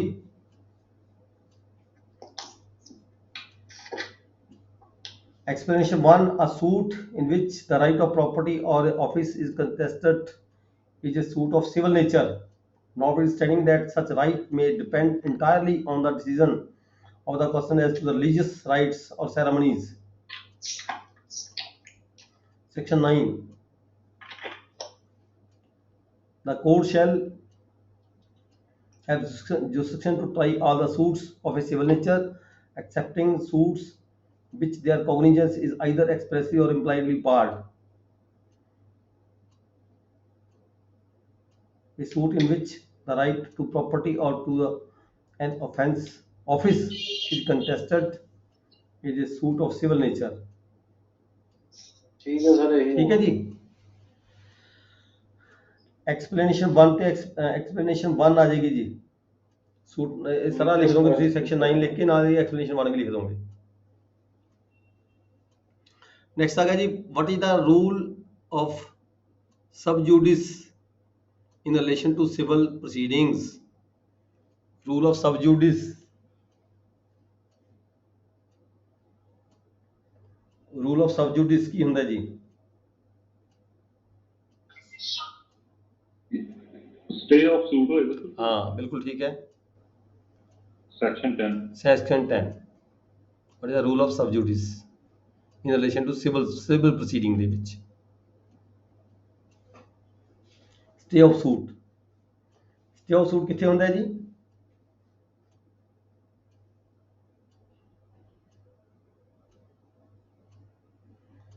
stay of suit ਆਪਾਂ ਪੜਿਆ ਸੀਗਾ। ਸੈਕਸ਼ਨ 10 ਰਸਤਾ ਹੈਗਾ stay of suit ਹੁੰਦਾ ਕੀ ਹੈ?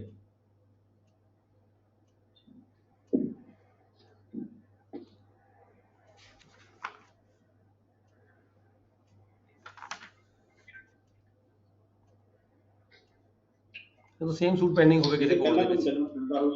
ਕੋਈ ਮੁਕੱਦਮਾ ਨਹੀਂ ਹੋ ਅਦਾਲਤ ਵਿੱਚ ਹੋ ਸਕਦਾ। हाँ ठीक है। नेक्स्ट क्वेश्चन नंबर 9 हैगा जी। In section 21A of CPC, section 21A की है जी? Section 21A of CPC, bar on suit to set aside decree on objection as to place of suing, bar on suit to set aside decree on objection as to place of suing. Place of suing ਦੇ basis ਤੇ ਹੀ ਜਿਹੜੀ degree ਹੈ ਉਹਨੂੰ set aside ਕਰਨ ਦੀ ਗੱਲ ਕੀਤੀ ਗਈ ਹੈ। Bar on suit to set aside decree on objection as to the place of suit.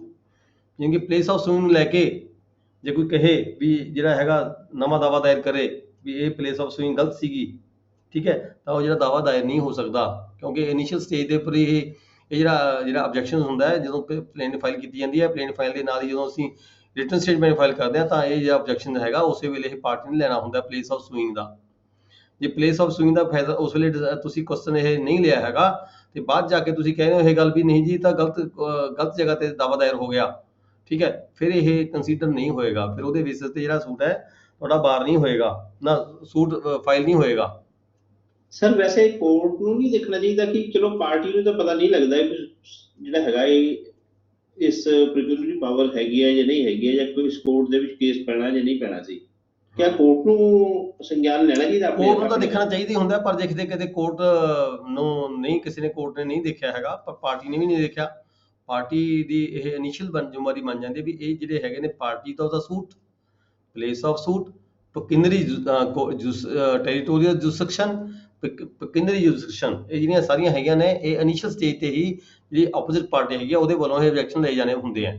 ਜੇ ਆਬਜੈਕਸ਼ਨ ਇਹ ਇਨੀਸ਼ੀਅਲ ਸਟੇਜ ਤੇ ਪਾਰਟੀ ਕੋਈ ਨਹੀਂ ਲੈਂਦੀ ਤਾਂ ਜਾ ਕੇ ਜਿਹੜੀ ਪ੍ਰੋਸੀਡਿੰਗ ਹੁੰਦੀਆਂ ਨੇ ਫਿਰ ਉਸ ਸਟੇਜ ਤੇ ਜਿਹੜੀ ਇਹ ਆਬਜੈਕਸ਼ਨ ਜਿਹੜੇ ਹੈਗੇ ਉਹ ਨਹੀਂ ਲੈ ਜਾ ਸਕਦੇ ਹੁੰਦੇ ਤੇ ਮੰਨ ਲਓ ਫੈਸਲਾ ਕੋਰਟ ਦਾ ਹੋ ਗਿਆ ਕੋਰਟ ਨੇ ਫੈਸਲਾ ਕਰਤਾ, ਉਸ ਤੋਂ ਬਾਅਦ ਜਾ ਕੇ ਕੋਈ ਪਾਰਟੀ ਨਵਾਂ ਦਾਅਵਾ ਦਾਇਰ ਕਰਦੇ ਵੀ ਨਹੀਂ ਜੀ ਇਹ ਜਿਹੜਾ ਫੈਸਲਾ ਹੋਇਆ ਸੀ ਇਹ ਤਾਂ ਗਲਤ ਕੋਰਟ 'ਚ ਹੋ ਗਿਆ ਸੀ, ਤਾਂ ਪਲੇਸ ਆਫ ਸੂਇੰਗ ਗਲਤ ਸੀਗਾ, ਤੇ ਦੈਨ ਇੱਥੇ ਇਹ ਕਿਹਾ ਗਿਆ ਹੈਗਾ ਇਸ ਸੈਕਸ਼ਨ ਦੇ ਵਿੱਚ ਵੀ ਤਾਂ ਜਿਹੜਾ ਦਾਅਵਾ ਹੈਗਾ ਉਹ ਦਾਇਰ ਨਹੀਂ ਹੋ ਪਾਏਗਾ। ਜੀ ਠੀਕ ਹੈ ਜੀ, ਉਹ ਦਾਅਵਾ ਦਾਇਰ ਨਹੀਂ ਹੋ ਪਾਏਗਾ। ਕਿਹੜੇ ਸੈਕਸ਼ਨ ਦੇ ਕਹਿੰਦੇ ਸਰ? ਵਾਟ ਇਜ਼ ਦਾ ਸੂ ਆਫ ਸਬਜੂਟ? 10 ਨੰਬਰ ਤੱਕ ਐਸਟੀਮੇਟ ਨਹੀਂ ਇਹਨਾਂ ਦਾ ਪੂਰਾ ਹੋ ਜਾਏਗਾ। 21A in section 21A in section 21A एक हैगा in section 21A CPC phrase place of suing appears, 21 what does it mean? एक मिनट मैं क्वेश्चन पढ़ता दोबारा सुनो एक बारी।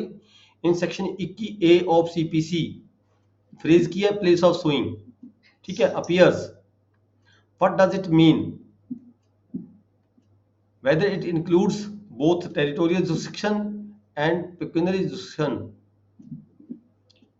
ਟੈਰੀਟੋਰੀਅਲ ਦੀ ਤੇ ਪੈਕੂਨਰੀ ਜੁਰਿਸਡਿਕਸ਼ਨ ਅਪਲਾਈ ਹੁੰਦੀਆਂ ਦੋਨੋਂ ਇੱਥੇ ਪਲੇਸ ਆਫ ਸੂਇੰਗ ਦੇ ਵਿੱਚ। ਦੇਖੋ ਕੋਰਟ ਹੈ, ਜੇ ਹੁਣ ਕੋਰਟ ਦਾ ਅਧਿਕਾਰ ਕਿਤੇ ਨਹੀਂ, ਜ਼ਮੀਨ ਕਿਸੇ ਹੋਰ ਪਿੰਡ 'ਚ ਪੈਂਦੀ ਸੀਗੀ, ਕੋਰਟ ਹੋਰ ਸੀਗੀ, ਦਾਵਾ ਕਿਤੇ ਹੋਰ ਦਾਇਰ ਹੋ ਗਿਆ, ਪਰ ਉਸ ਵੇਲੇ ਤਾਂ ਇਹ ਜਿਹੜਾ ਹੈਗਾ ਆਬਜੈਕਸ਼ਨ ਲਿਆ ਨਹੀਂ ਪਾਰਟੀ ਨੇ। ਫਿਰ ਇਹ ਸੀਗਾ ਕੋਰਟ ਦਾ ਅਧਿਕਾਰ ਖੇਤਰ ਸੀਗਾ 5 ਲੱਖ ਰੁਪਏ ਤੱਕ ਦਾ ਮੁਕੱਦਮਾ ਸੁਣਨ ਦਾ, ਪਰ ਮੁਕੱਦਮਾ ਸੀ 6 ਲੱਖ ਰੁਪਏ ਦਾ, ਉਸ ਵੇਲੇ ਨਹੀਂ ਲਿਆ ਹੈਗਾ ਪਾਰਟੀਆਂ ਨੇ, ਕਿਸੇ ਨੇ ਇਹ ਜਿਹੜਾ ਆਬਜੈਕਸ਼ਨ ਨਹੀਂ ਲਿਆ ਹੈਗਾ।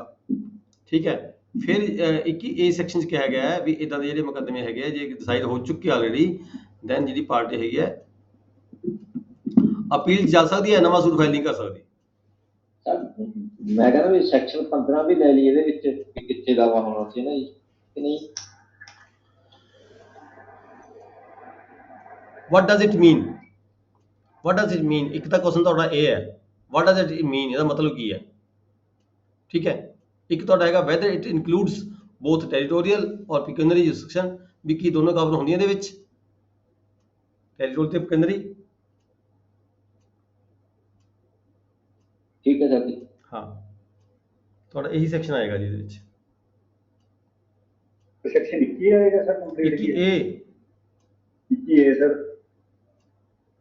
bar on suit to set aside decree on objection as to the place of suing। Place of suing ਦੀ ਗੱਲ ਕੀਤੀ ਹੈ, ਪਲੇਸ ਆਫ ਸੂਇੰਗ ਦਾ ਪਰ ਆਨਸਰ ਹੈ, ਕੁਐਸਚਨ ਹੈ। ਜੇ ਤੁਹਾਨੂੰ ਕੋਈ ਇਦਾਂ ਦਾ ਕੁਐਸਚਨ ਆ ਜਾਂਦਾ ਤੁਸੀਂ 21 ਦੇ ਵਿੱਚ ਵੀ ਦੇਖ ਸਕਦੇ ਹੋ, ਜੇ ਕੋਈ ਇਦਾਂ ਦਾ ਕੋਈ ਪੁਆਇੰਟ ਆ ਜਾਂਦਾ ਹੈ ਜਿਹੜਾ ਇਹਦੇ ਵਿੱਚ ਨਾ ਕਵਰ ਹੁੰਦਾ ਹੋਵੇ, competency of the court, place of suing, competency of the court, executing court ਆ ਜਾਂਦੀ ਹੈ। ਪੈਕੂਨਰੀ ਜੁਰਿਸਡਿਕਸ਼ਨ ਇਹਦੇ ਵਿੱਚ ਆ ਜਾਂਦੀ ਹੈ 21 ਦੇ 2 ਪਾਰਟ ਦੇ ਵਿੱਚ। 21 ਦੇ 1 ਪਾਰਟ ਦੇ ਵਿੱਚ ਆ ਜਾਂਦਾ place of suing, no objection, place of suing alleged by the appellant court or revisional court। ਦੇਖ ਲੈਣਾ ਜੀ ਕੁਐਸਚਨ ਇਹ ਇੱਥੋਂ ਫੀਲ ਕਰਦਾ ਹੈਗਾ, ਜੇ ਕਿਤੇ ਜ਼ਰੂਰਤ ਪੈਂਦੀ ਤੁਹਾਨੂੰ, ਜੇ ਕੋਈ ਘੁਮਾ ਫਿਰਾ ਕਹਿੰਦਾ ਤੁਸੀਂ ਨਾਲ 21 ਨੂੰ ਵੀ ਕੰਸੀਡਰ ਕਰ ਸਕਦੇ ਹੋ ਸੈਕਸ਼ਨ ਨੂੰ। ਠੀਕ ਹੈ ਜੀ, ਇਹਦੇ ਵਿੱਚ ਵੀ ਇਹੀ ਪਲੇਸ ਆਫ ਸੂਇੰਗ ਦੀ ਗੱਲ ਕੀਤੀ ਹੈ। 21 ਵੀ ਆਊਗਾ। ਹਾਂ ਸਰ। ਹਾਂ, ਨੈਕਸਟ ਆ ਗਿਆ, ਅੱਗੇ ਚੱਲਦੇ ਹਾਂ ਜੀ।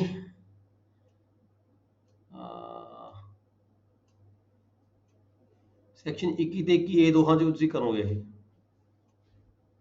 ਸੈਕਸ਼ਨ 21 ਤੇ 21A ਚੋਂ ਕਵਰ ਕਰੇਗਾ ਜੀ ਦੋਨੋਂ। ਨੈਕਸਟ ਆ ਗਿਆ part B, question number 1, what is the difference between the fact in issue or relevant fact? fact in issue or relevant fact, definition ਦੇਖ ਲਓ ਜੀ, ਡੈਫੀਨੇਸ਼ਨ ਪਏ ਹੋਣਗੇ ਦੋਨੋਂ ਕੁਐਸਚਨ ਇਹ ਸੈਕਸ਼ਨ 3 ਦੇ ਵਿੱਚ। ਸੈਕਸ਼ਨ 7 ਤੇ ਜੀ ਹੈ ਜੀ 7 ਚ 8 ਚ 9 ਚ ਨਹੀਂ ਇਹ ਐਵੀਡੈਂਸ ਐਕਟ ਚ ਆਉਣਾ ਜੀ। ਐਵੀਡੈਂਸ ਐਕਟ, ਐਵੀਡੈਂਸ ਐਕਟ ਚ ਸਰ 3 ਚ ਆਉਣਾ 3 ਚ। ਐਵੀਡੈਂਸ ਐਕਟ ਸੈਕਸ਼ਨ 3 ਦੇਖੋ ਜੀ, ਸੈਕਸ਼ਨ 3 ਦੇਖੋ। 8 9 17 24 ਇਹਨੂੰ ਸੈਕਸ਼ਨ 3 ਆ, ਉਹਦੇ ਪਾਰਟ ਹੋਣਾ ਆ। ਹਾਂਜੀ ਸਰ, ਸੈਕਸ਼ਨ 3 ਦੇ ਪਾਰਟ ਨੇ।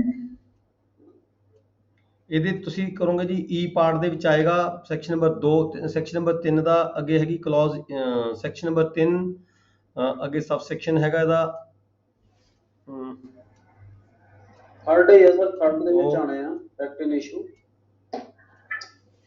ਸਬਸੈਕਸ਼ਨ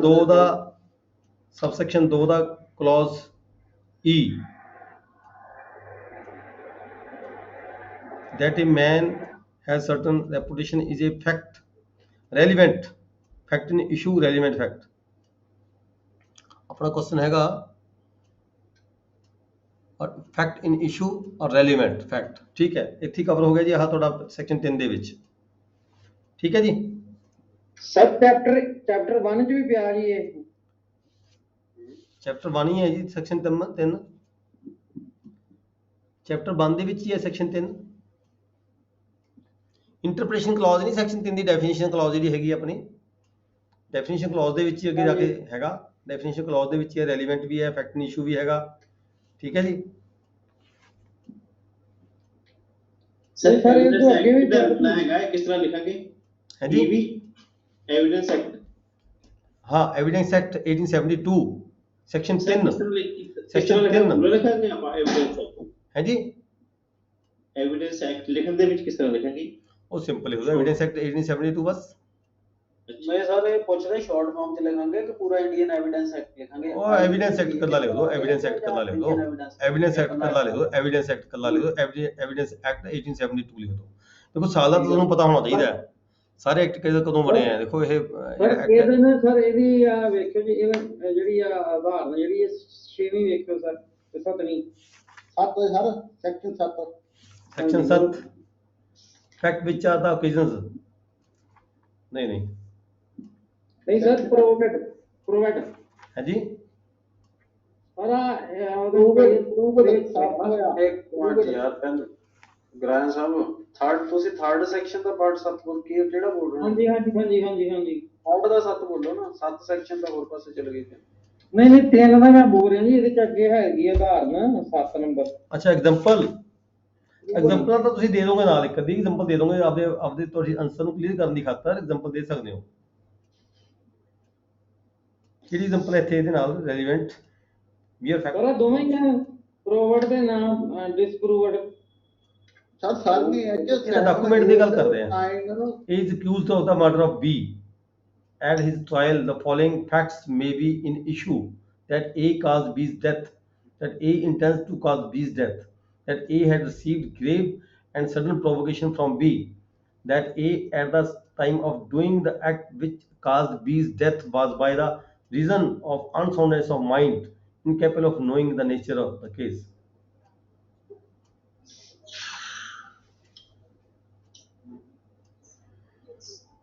ਸਰ ਇਹ ਚ ਨਾਟ ਪ੍ਰੂਵਡ ਵੀ ਹੈਗਾ 9 ਆਪਾਂ ਦੇਖੋ ਇਹਨੂੰ ਇਹ ਦੇਖਣਾ ਤੁਸੀਂ ਕਿੰਨੇ ਨੰਬਰ ਦਾ ਕੁਐਸਚਨ ਹੈ ਕੁਐਸਚਨ ਕਿੰਨੇ ਨੰਬਰ ਦਾ ਹੈ ਕੁਐਸਚਨ ਕਿੰਨੇ ਨੰਬਰ ਦਾ ਹੈ 10 ਨੰਬਰ ਦਾ ਜੀ ਫਿਰ 5 ਹੈਗੇ 10 ਨੰਬਰ ਦਾ ਕਿਵੇਂ ਹੋ ਗਿਆ ਇਹ ਕੁਐਸਚਨ ਇੱਕ ਡੈਫੀਨੇਸ਼ਨ ਇਹ ਡੈਫੀਨੇਸ਼ਨ ਹੈ ਤੁਸੀਂ ਤੁਸੀਂ ਜ਼ਿਆਦਾ ਨਹੀਂ ਲੰਮਾ ਚੌੜਾ ਲਿਖੋਗੇ ਇੱਥੇ ਸਿਰਫ 2 ਨੰਬਰ ਦਾ ਤੁਹਾਡਾ ਇਹ ਨੰਬਰ ਸਿਰਫ 2 ਦਾ ਹੈਗਾ ਸਿਰਫ ਤੁਸੀਂ ਇਹੀ ਲਿਖੋਗੇ ਬਸ 3 ਦਾ ਜਿਹੜਾ ਪਾਰਟ ਹੈਗਾ ਕੱਲਾ ਰੈਲੇਵੈਂਟ ਫੈਕਟ ਰੈਲੇਵੈਂਟ ਹੈ ਤੇ ਫੈਕਟ ਇਨ ਇਸ਼ੂ ਹੈ ਬਸ ਇੱਥੋਂ ਹੀ ਲਿਖ ਕੇ ਚੁੱਪ ਕਰ ਜਾਓਗੇ ਬਸ ਤੁਸੀਂ ਇੱਥੋਂ ਹੀ ਲਿਖ ਕੇ ਇੰਨਾ ਕੀ ਲਿਖੋਗੇ ਜ਼ਿਆਦਾ ਨਹੀਂ ਲਿਖੋਗੇ ਕਿੰਨੇ ਲਿਖਾਂਗੇ ਠੀਕ ਹੈ ਜੀ ਕਿਉਂਕਿ ਕੁਐਸਚਨ ਨੰਬਰ ਤੁਸੀਂ ਦੇਖਣਾ 2 ਨੰਬਰ ਦਾ ਸਿਰਫ ਹੈਗਾ ਤੁਹਾਡਾ ਇਹ what do you understand by the following term under the evidence act ਅੱਗੇ ਆਗਾ proved disproved not proved ਠੀਕ ਹੈ ਇਹ ਤਿੰਨ ਪਾਰਟ ਤੇ ਤੁਹਾਡੇ ਕੋਲ ਫੇਰ ਹੈਗੇ ਨੇ 4 ਨੰਬਰ ਇਹ 4 ਨੰਬਰ ਕਿਵੇਂ ਲਿਖਤਾ ਇਸਨੇ ਇਸ ਨੂੰ 1 2 ਚਲੋ ਮੇ ਵੀ ਕੁਝ ਗਲਤੀ ਹੋ ਗਈ ਇਹ ਪਹਿਲਾ ਕੁਐਸਚਨ ਇੱਕ ਦੇ A ਪਾਰਟ B ਪਾਰਟ ਫਿਰ 4 ਫਿਰ 5 6 ਫਿਰ C ਪਾਰਟ ਚਲੋ ਕੁਝ ਵੀ ਹੋ ਸਕਦਾ ਹੈ ਇਹਦੇ ਕੁਝ ਲਿਖਣ ਦੇ ਵਿੱਚ ਨੰਬਰਿੰਗ 'ਚ ਗਲਤੀ ਹੈਗੀ ਲੱਗਦੀ ਪ੍ਰੂਵਡ ਇੱਥੇ ਪਿਆ ਜੀ ਤੁਹਾਡਾ ਪ੍ਰੂਵਡ ਬਾਰੇ ਠੀਕ ਹੈ ਪ੍ਰੂਵਡ ਕਿੱਥੇ ਹੈਗਾ ਆ ਪਿਆ ਨੀਚੇ ਪ੍ਰੂਵਡ 3 ਸੈਕਸ਼ਨ ਦੇ ਵਿੱਚ ਹੀ ਹੈ ਜੀ ਥੱਲੇ proved a fact is said to be proved Punjabi ਚ ਠੀਕ ਲਿਖਿਆ ਜੀ 1 2 3 ਪਾਰਟ ਆੜੇ ਦੇ ਚਲੋ ਕੋਈ ਗੱਲ ਨਹੀਂ ਮੇ ਵੀ ਕੁਝ ਹੋ ਸਕਦੇ ਮਿਸਟੇਕ ਹੋ ਸਕਦੀ ਆਪਾਂ ਜ਼ਿਆਦਾ ਇੱਥੇ ਇਹ proved ਹੈ disproved ਹੈ not proved ਹੈ ਇਹ ਤਿੰਨੇ ਡੈਫੀਨੇਸ਼ਨਸ ਹਲੇ ਤੁਹਾਡੇ ਸੈਕਸ਼ਨ 3 ਦੇ ਵਿੱਚ ਹੈਗੀਆਂ ਨੇ ਇੱਥੇ ਤੁਸੀਂ ਦੇ ਸਕਦੇ ਹੋ ਠੀਕ ਹੈ ਜੀ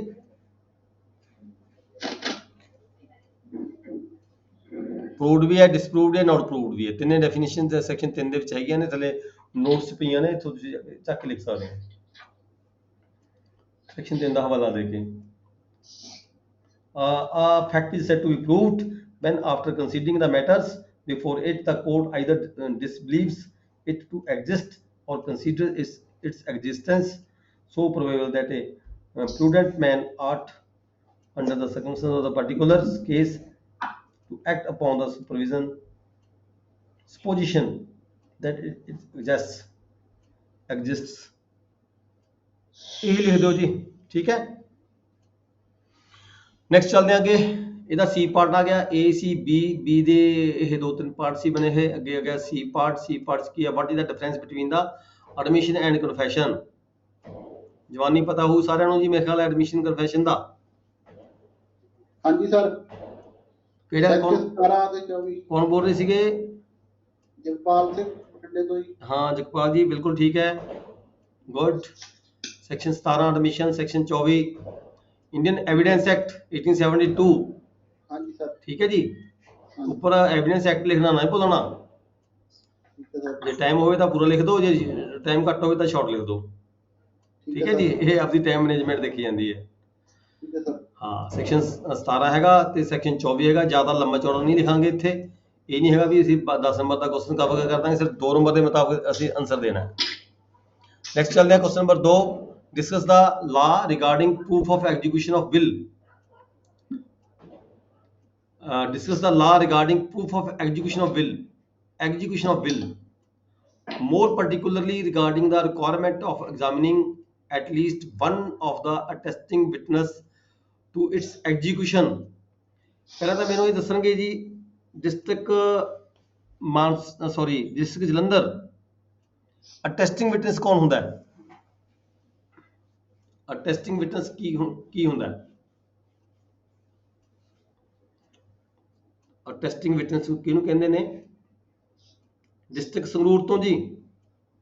ਅਟੈਸਟਿੰਗ ਵਿਟਨੈਸ ਦੇਖੋ ਆਪਾਂ ਨਾ ਇਹ ਟਰਮਸ ਕਲੀਅਰ ਹੋਣਗੀਆਂ, ਫਿਰ ਅਸੀਂ ਸਮਝਣ 'ਚ ਕੋਈ ਦਿੱਕਤ ਨਹੀਂ ਆਉਂਦੀ, ਪੇਪਰ ਪੜ੍ਹਨ 'ਚ ਕੋਈ ਦਿੱਕਤ ਨਹੀਂ ਆਉਂਦੀ, ਕੁਐਸਚਨ ਪੇਪਰ ਸਮਝਣ 'ਚ ਕੋਈ ਦਿੱਕਤ ਨਹੀਂ ਆਉਂਦੀ। ਕਈ ਵਾਰੀ ਤਾਂ ਇਦਾਂ ਹੁੰਦਾ ਅਸੀਂ ਕੁਐਸਚਨ ਪੇਪਰ ਨੂੰ ਪ੍ਰੋਪਰ ਤਰੀਕੇ ਨਾਲ ਨਹੀਂ ਪੜ੍ਹ ਪਾਉਂਦੇ, ਨਹੀਂ ਸਮਝ ਪਾਉਂਦੇ, ਤਾਂ ਜਿਹੜਾ ਸਾਡਾ ਆਨਸਰ ਹੁੰਦਾ ਉਹ ਗਲਤ ਹੋ ਜਾਂਦਾ ਹੈ। ਠੀਕ ਹੈ। District Patiala Karnail Vinod Rajkumar. Section 91 sir. ਨਹੀਂ ਇਹ ਦੱਸੋ ਮੈਨੂੰ ਵੀ ਇਹ ਅਟੈਸਟਿੰਗ ਵਿਟਨੈਸ ਕੀ ਹੁੰਦਾ ਹੈ? ਸਰ ਗਵਾਹ ਹੁੰਦਾ ਜਿਹੜਾ ਵਸੀਅਤ ਤੇ ਪਾਇਆ ਜਾਂਦਾ ਜੀ। ਹਾਂ ਕਿਸੇ ਦੇ ਸਾਹਮਣੇ ਹਾਂ ਜਦੋਂ ਕੋਈ ਵਸੀਅਤ ਲਿਖਦਾ ਹੈ, ਵਸੀਅਤ ਕੋਈ ਬਣਾਈ ਜਾਂਦੀ ਹੈ, ਵਸੀਅਤ ਨੂੰ ਜਿਹੜਾ ਸਾਈਨ ਉਹਦੇ ਤੇ ਕਰਾਏ ਜਾਂਦੇ ਸਰ, ਉਹਨੂੰ ਟੈਸਟਿੰਗ ਵਿਟਨੈਸ। ਜਿਹੜਾ ਵਸੀਅਤ ਕਰਨ ਵਾਲਾ ਵਿਅਕਤੀ ਹੁੰਦਾ ਹੈ ਉਹਨੂੰ ਅਸੀਂ ਐਗਜ਼ੀਕਿਊਟਰ ਕਹਿੰਦੇ ਆ।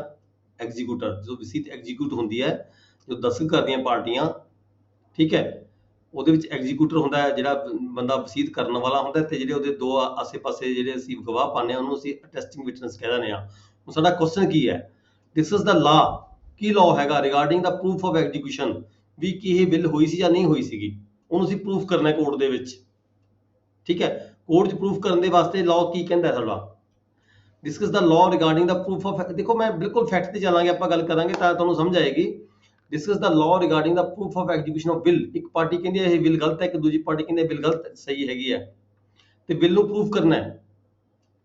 ਠੀਕ ਹੈ, ਉਹਦੇ ਲਈ ਲਾਅ ਕੀ ਹੈਗਾ? Discuss the law regarding the proof of execution of will, more particularly regarding the requirement of examining at least one of the attesting witness to its execution। ਘੱਟੋ ਘੱਟ ਜਿਹੜਾ ਇੱਕ ਗਵਾਹ ਹੈਗਾ ਉਹਨੂੰ ਅਸੀਂ ਜਿਹੜਾ ਹੈਗਾ 68 ਤੇ ਆ ਗਈ ਜੀ। ਸਰ ਚੈਪਟਰ 7 ਨਹੀਂ ਆਉਂਦਾ ਇਹ? ਨਹੀਂ 68 ਸੈਕਸ਼ਨ ਆ ਗਈ ਸਰ ਜੀ। ਹਾਂ section 5 section 68 Section 68 proof of execution of document required by law to be attested। ਜਵਾਨੀ ਦੱਸੋ ਜੀ, ਜਵਾਨੀ ਦੱਸੋ ਮੈਨੂੰ। ਜਵਾਨੀ ਦੱਸੋਗੇ ਜੀ ਕੀ ਹੁੰਦਾ ਇਹਦੇ ਵਿੱਚ, ਕੀ ਕਰਾਂਗੇ? ਜੇ ਗਵਾਹ ਮਰ ਗਿਆ ਫਿਰ ਕੀ ਕਰਾਂਗੇ? ਜੇ ਦੋਹੇ ਗਵਾਹ ਮਰ ਗਏ ਫਿਰ ਕੀ ਕਰਾਂਗੇ? ਜੇ ਗਵਾਹ ਜਿੰਦਾ ਹੈ ਤੁਸੀਂ ਭੁਗਤਾ ਦੋਗੇ, ਘੱਟੋ ਘੱਟ ਇੱਕ ਗਵਾਹ ਨੂੰ ਭੁਗਤਾ ਦੋਗੇ। ਠੀਕ ਹੈ ਸਰ, ਉਹਦੇ ਸਾਈਨ ਜਿਹੜੇ ਹੈਗੇ ਆ ਕਿਤੇ ਜਿਸ ਕੋਰਟ ਦੇ ਵਿੱਚ ਜਾਂ ਕਿਤੇ ਉਹਨੂੰ ਪੈਨਸ਼ਨ ਵਗੈਰਾ ਲਈ ਹੈਗੀ ਹੈ ਜਾਂ ਕਿਸੇ ਵੀ ਹਾਂ ਉਹਨੇ ਇੱਕ ਸਾਈਨ ਵਗੈਰਾ ਕੀਤੀ ਹੈਗੀ ਹੈ। ਹਾਂ, ਫਿਰ ਡਾਕੂਮੈਂਟਰੀ ਤੌਰ ਤੇ ਜਿਹੜਾ ਕਿਹਦੇ ਸਾਈਨ ਅਪਰੂਵ ਕਰਾਵਾਂਗੇ ਅਸੀਂ? ਉਸ ਜਗ੍ਹਾ ਨਜ਼ਦੀਕੀ ਬੰਦੇ ਦੇ ਸਾਈਨ ਆਪਾਂ ਟੈਸਟ ਕਰਾਵਾਂਗੇ, ਸਾਈਨ ਇਹਦੇ ਨਹੀਂ ਕਿਸੇ ਹੋਰ ਦੇ ਨਹੀਂ, ਐਗਜ਼ੀਕਿਊਟਰ ਦੇ ਕਰਾ ਲੈਣਗੇ। ਐਗਜ਼ੀਕਿਊਟਰ ਦੇ ਸਾਈਨ ਟੈਸਟ ਹੋਣਗੇ ਪਹਿਲਾਂ ਤਾਂ। ਬਿਲਕੁਲ। ਠੀਕ ਹੈ, ਵਿਟਨੈਸ ਨੂੰ ਵੇਟੇਜ ਘੱਟ ਦੇਵਾਂਗੇ, ਪਹਿਲਾਂ ਤਾਂ ਐਗਜ਼ੀਕਿਊਟਰ ਦੇਖਾਂਗੇ ਅਸੀਂ ਵੀ ਐਗਜ਼ੀਕਿਊਟਰ ਨੇ ਸਾਈਨ ਕਿਤੇ ਹੋਰ ਕੀਤੇ ਸੀ, ਕਿਸੇ ਮੁਕੱਦਮੇ 'ਚ ਕਿਸੇ ਹੋਰ ਜਗ੍ਹਾ ਤੇ ਕੀਤੇ ਹੋਣ, ਕਿਤੇ ਪੈਨਸ਼ਨ ਲੈਂਦਾ ਹੋਵੇ ਜਾਂ ਕਿਤੇ ਹੋਰ ਕਿਤੇ ਕੋਈ ਦਾਵਾ ਦਾਇਰ ਕੀਤਾ ਹੋਵੇ ਉਸਨੇ, ਠੀਕ ਹੈ। ਐਗਜ਼ੀਕਿਊਟਰ ਦੇ ਜਿਹੜੇ ਸਾਈਨ ਹੈਗੇ ਆ, ਜੇ ਸਾਡਾ ਕੋਈ ਲਾਅ ਇਹ ਹੈਗਾ ਵੀ ਘੱਟੋ ਘੱਟ ਅਸੀਂ ਇੱਕ ਵਿਟਨੈਸ ਜਿਹੜਾ ਟੈਸਟਿੰਗ ਵਿਟਨੈਸ ਹੈਗਾ ਉਹਨੂੰ ਅਸੀਂ ਪ੍ਰੂਵ ਕਰਵਾਈਏ, ਉਹਦੀ ਗਵਾਹੀ ਕਰਵਾਈਏ ਕਿਸੇ ਡਾਕੂਮੈਂਟ ਨੂੰ ਪ੍ਰੂਵ ਕਰਨ ਦੀ ਖਾਤਰ। ਇਹ ਤਾਂ ਸਾਡਾ ਹੈਗਾ ਲਾਅ, ਠੀਕ ਹੈ ਜੀ। ਜੇ 2 ਜਾਂ 3 ਗਵਾਹ ਪਾਏ ਹੋਏ ਨੇ, ਘੱਟੋ ਘੱਟ ਇੱਕ ਗਵਾਹ ਦਾ ਪ੍ਰੂਵ ਹੋਣਾ ਚਾਹੀਦਾ ਹੈ। ਪਰ ਜੇ ਕਿਤੇ ਗਵਾਹ ਦੀ ਡੈਥ ਹੋ ਜਾਂਦੀ ਹੈ, ਫਿਰ ਅਸੀਂ ਜਿਹੜਾ ਹੈਗਾ ਅਗਲਾ ਫਰਦਰ ਜਿਹੜਾ ਹੈਗਾ ਉਹਦਾ ਆਲਟਰਨੇਟਿਵ ਚੂਜ਼ ਕਰਦੇ ਹਾਂ। 18 ਤੇ 70 ਦੋਨੋਂ ਆਣਗੇ ਸਰ ਇਹਦੇ ਚ। 70 ਚ ਹੈਗਾ admission of the execution by party to attested document. The admission of a party to an attested document of its execution by himself shall be sufficient proof of its execution.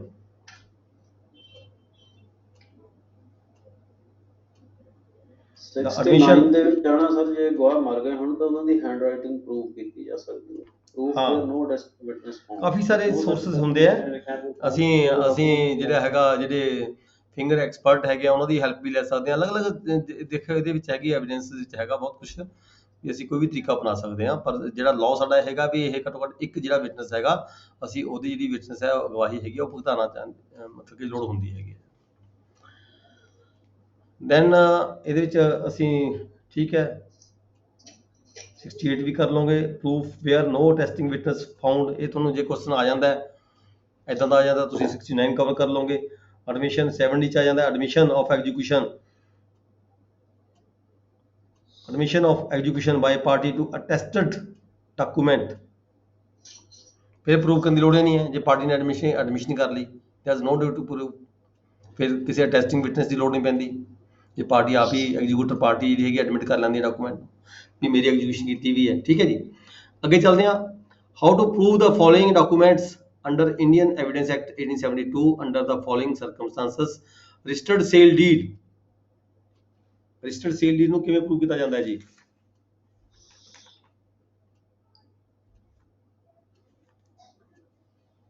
Registered sale deed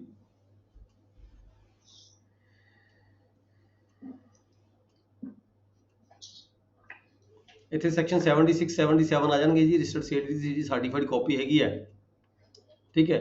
ਉਹ ਕਿਉਂਕਿ this is a public document. ਸਭ ਤੋਂ ਪਹਿਲਾਂ ਅਸੀਂ ਇਹ ਕਹਿਣਾ ਵੀ ਜਿਹੜਾ document ਹੈ ਪਬਲਿਕ ਡਾਕੂਮੈਂਟ ਹੈ, ਪ੍ਰਾਈਵੇਟ ਡਾਕੂਮੈਂਟ ਨਹੀਂ ਹੈ। ਜਦੋਂ ਤੱਕ ਡਾਕੂਮੈਂਟ ਜਿਹੜਾ ਰਜਿਸਟਰਡ ਨਹੀਂ ਹੋ ਜਾਂਦਾ ਉਦੋਂ ਤੱਕ ਉਹ ਡਾਕੂਮੈਂਟ ਪ੍ਰਾਈਵੇਟ ਰਹਿ ਜਾਂਦਾ ਹੈ।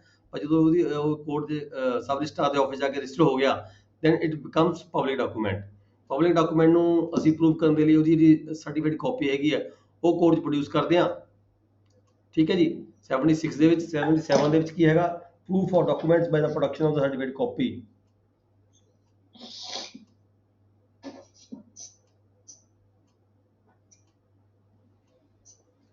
ਠੀਕ ਹੈ ਜੀ। ਸਰਟੀਫਾਈਡ ਕਾਪੀ ਕਰਕੇ ਪ੍ਰੂਫ ਹੈ ਨਾ, ਪਰ ਫਰਦਰ ਜੇਕਰ ਫਿਰ ਵੀ ਅੱਗੇ ਪਾਰਟੀ ਕੋਈ ਕੋਰਟ ਚਾਹੁੰਦੀ ਹੈਗੀ ਹੈ ਤਾਂ ਜਿਹੜੀ ਹੈਗੀ ਹੈ ਉਸ ਨੂੰ ਜਿਹੜਾ ਆਫਿਸ ਕਾਪੀ ਵੀ ਮੰਗਾ ਕੇ ਦੇਖੀ ਜਾਂਦੀ, ਜਿਵੇਂ ਕਿ ਅਕਸਰ ਆਪਾਂ ਲੈ ਕੇ ਜਾਂਦੇ ਹੈਗੇ ਕੋਰਟਾਂ ਦੇ ਵਿੱਚ। ਨੈਕਸਟ ਹੈ the part 30 year old document. 30 year old document ਜੇ ਕੋਈ ਹੋਵੇ ਤਾਂ ਉਹਨੂੰ ਕਿਵੇਂ ਪ੍ਰੂਵ ਕਰ ਸਕਦੇ ਹਾਂ ਅਸੀਂ? ਕੀ ਕਰਨਾ ਹੁੰਦਾ ਉਹਦੇ ਵਿੱਚ? ਆਪਾਂ ਪੜ੍ਹਿਆ ਤੁਹਾਨੂੰ ਯਾਦ ਹੋਏਗਾ ਸ਼ਾਇਦ 90 ਸੈਕਸ਼ਨ। ਹਾਂ, ਸੈਕਸ਼ਨ 90 ਮਤਲਬ it is presume to be true. ਇਹ ਕਹ ਲਈਏ ਜੇ ਕੋਈ ਡਾਕੂਮੈਂਟ 30 ਈਅਰ 올ਡ ਹੈਗਾ ਤਾਂ ਲਾਅ ਕਹਿੰਦਾ ਸੈਕਸ਼ਨ 90 ਕਹਿੰਦਾ ਵੀ it is to be presume to be true, ਠੀਕ ਹੈ ਜੀ। ਇਹਨੂੰ ਸੱਚਾ ਮੰਨਿਆ ਜਾਂਦਾ ਹੈ ਜਦੋਂ ਤੱਕ ਇਸ ਨੂੰ ਕੋਈ ਵਿਅਕਤੀ ਗਲਤ ਸਾਬਤ ਨਾ ਕਰੇ।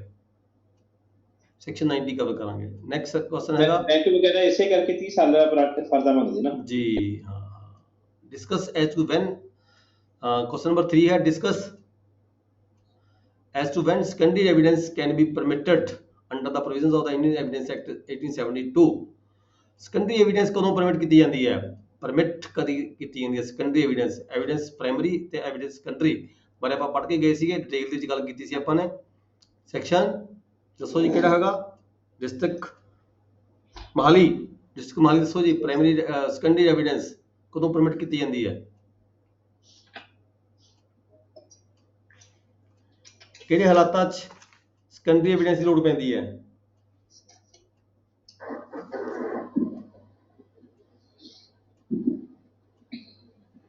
ਕੀ ਹੁੰਦੀ ਹੈ ਸੈਕੰਡਰੀ ਐਵੀਡੈਂਸ? ਕੀ ਹੁੰਦੀ ਹੈ ਸੈਕੰਡਰੀ ਐਵੀਡੈਂਸ?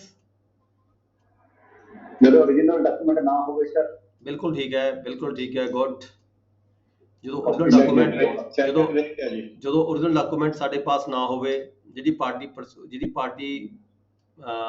ਪ੍ਰੈਜ਼ੈਂਟ ਕਰਨਾ ਚਾਹੁੰਦੀ ਹੋਵੇ ਦੂਜੀ ਪਾਰਟੀ ਦੇ ਕਬਜ਼ੇ ਵਿੱਚ ਹੋਵੇ, ਠੀਕ ਹੈ, ਜਾਂ ਕਿਤੇ ਐਸੀ ਜਗ੍ਹਾ ਤੇ ਹੋਵੇ, ਜਾਂ ਕਿਤੇ ਪਬਲਿਕ ਡਾਕੂਮੈਂਟ ਜਿਹੜਾ ਉਹ ਜਾਂ ਕੋਈ ਗਵਰਨਮੈਂਟ ਡਾਕੂਮੈਂਟ ਹੋਵੇ, ਪਬਲਿਕ ਡਾਕੂਮੈਂਟ ਹੋਵੇ, ਠੀਕ ਹੈ, ਜਾਂ ਦੂਜੀ ਪਾਰਟੀ ਦੇ ਕਬਜ਼ੇ ਵਿੱਚ ਹੋਵੇ, ਜਾਂ ਕਿਤੇ ਇੰਨੀ ਦੂਰ ਪਿਆ ਹੋਵੇ ਜਿੱਥੋਂ ਲਿਆਉਣਾ ਮੁਸ਼ਕਲ ਹੋਵੇ, ਠੀਕ ਹੈ, ਤਾਂ ਸੈਕੰਡਰੀ ਜਿਹੜੀ ਐਵੀਡੈਂਸ ਹੁੰਦੀ ਹੈ, ਜਿਹਨੂੰ ਕੋਈ ਸਰਟੀਫਾਈਡ ਕਾਪੀ ਉਹ ਸੈਕੰਡਰੀ ਐਵੀਡੈਂਸ ਬਣ ਜਾਂਦੀ ਹੈ, ਠੀਕ ਹੈ। ਸੈਕਸ਼ਨ 65 ਹੈਗਾ ਡਿਟੇਲ ਦੇ ਵਿੱਚ ਤੁਸੀਂ ਲਿਖ ਸਕਦੇ ਹੋ। ਨੈਕਸਟ ਹੈਗਾ question B part, man may lie but documents will not। 60 है जी 63 है जी सेकेंडरी एविडेंस।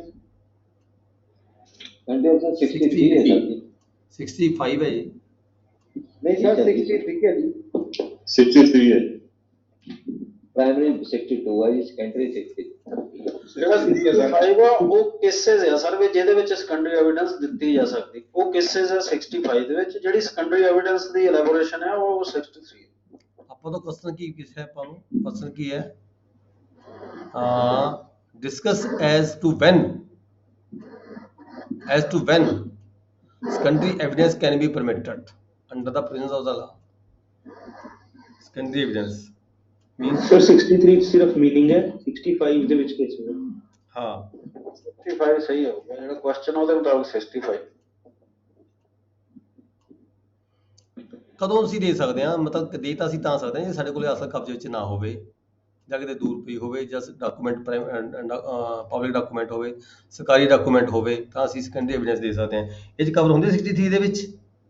ਨਹੀਂ ਜੀ ਹੁੰਦਾ ਨਹੀਂ, ਉਹ ਡੈਫੀਨੇਸ਼ਨ ਹੈ ਸਰ ਜੀ। ਉਹ definition। 65 ਹੈ ਜੀ। ਚਲੋ ਤੁਸੀਂ ਐਜ਼ ਪਰ ਕੁਐਸਚਨ, ਕੋਈ ਜ਼ਰੂਰੀ ਨਹੀਂ ਵੀ ਕੁਐਸਚਨ ਤੁਹਾਨੂੰ ਇਦਾਂ ਹੀ ਆਵੇ, ਐਜ਼ ਪਰ ਕੁਐਸਚਨ ਜਿਵੇਂ ਤੁਸੀਂ ਕੁਐਸਚਨ ਆਉਂਦਾ ਉਹਦੇ ਮੁਤਾਬਕ ਤੁਸੀਂ ਜਵਾਬ ਦੇਣਾ ਹੈ, ਠੀਕ ਹੈ ਜੀ। ਮੈਨ ਮੇ ਲਾਈ ਬਟ ਡਾਕੂਮੈਂਟ ਵਿਲ ਨਾਟ, ਕਹਿੰਦੇ ਇਨਸਾਨ ਮਰ ਸਕਦਾ ਹੈ ਪਰ ਕਾਗਜ਼ ਜਿੰਦਾ ਰਹਿੰਦਾ ਹੈ। ਗੱਲ ਵੀ ਸਹੀ ਹੈ। ਅੱਜ ਅਸੀਂ ਕਦੇ ਪੁਰਾਣੇ ਡਾਕੂਮੈਂਟ, ਤੁਸੀਂ 100 ਸਾਲ ਪੁਰਾਣੇ ਡਾਕੂਮੈਂਟ ਵੀ ਦੇਖਦੇ ਹੋ, ਪਰ 100 ਸਾਲ ਦੀ ਉਮਰ ਕਿਸੇ ਦੀ ਨਹੀਂ ਹੁੰਦੀ, ਬਹੁਤ ਘੱਟ ਚਾਂਸਸ ਹੋਣਗੇ ਤੁਹਾਨੂੰ 100 ਸਾਲ ਦੇ ਵਿਅਕਤੀ ਮੇਰੇ ਹੋਣਗੇ ਕੋਈ, ਠੀਕ ਹੈ। ਹਾਂ ਤੁਸੀਂ 1800 ਦੀਆਂ, 1872, 75, 76, 1905 ਦੀਆਂ 6 ਦੀਆਂ ਜਮ੍ਹਾਂ ਹੁੰਦੀਆਂ ਦੇਖ ਰਹੇ ਹੋ, ਠੀਕ ਹੈ। ਇਹ ਗੱਲ ਇੱਥੇ ਸਾਬਤ ਹੋ ਜਾਂਦੀ ਹੈ, man may die but document will not critically examine this statement in the light of the rule of excluding oral evidence। This statement in the light of rule excluding oral evidence by the documentary evidence under Indian Evidence Act 1872। oral evidence ਕੀ ਹੁੰਦੀ ਹੈ ਜੀ? ਦੱਸਣਗੇ ਮੈਨੂੰ district Jalandhar ਤੋਂ। what is oral evidence? ਦੇਖੋ ਤੁਹਾਨੂੰ meaning proper ਪਤਾ ਹੋਣ ਨਾ, ਫਿਰ ਤੁਹਾਨੂੰ ਜਿਹੜਾ ਕੁਐਸਚਨ ਸਮਝਣ ਦੀ ਦਿੱਕਤ ਨਹੀਂ ਆਉਂਦੀ। oral evidence ਕੀ ਹੁੰਦੀ ਹੈ?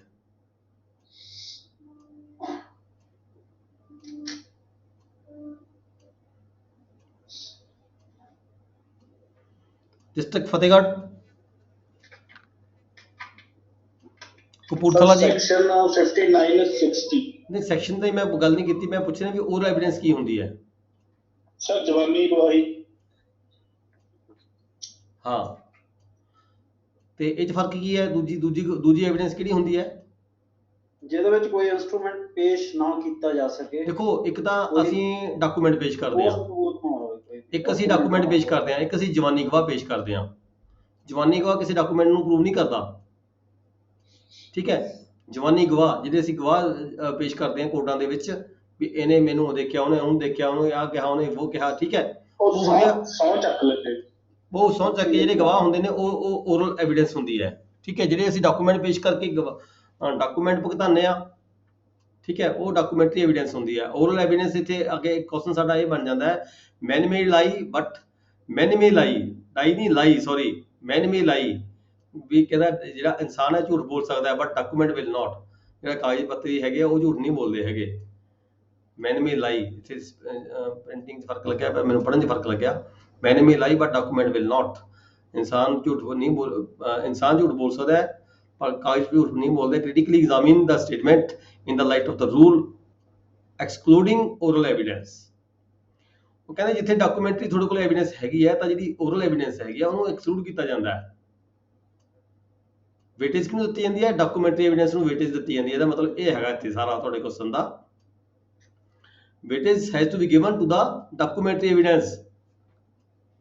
ਜੇ documentary evidence ਨਹੀਂ ਹੁੰਦੀ ਤਾਂ ਅਸੀਂ oral evidence ਜਿਹੜੀ ਹੈਗੀ ਆ ਉਸ ਨੂੰ ਫਿਰ ਸੈਕੰਡਰੀ ਤੌਰ ਤੇ ਲੈ ਲੈਣੇ ਆ। ਇਹ ਸੈਕਸ਼ਨ 91 92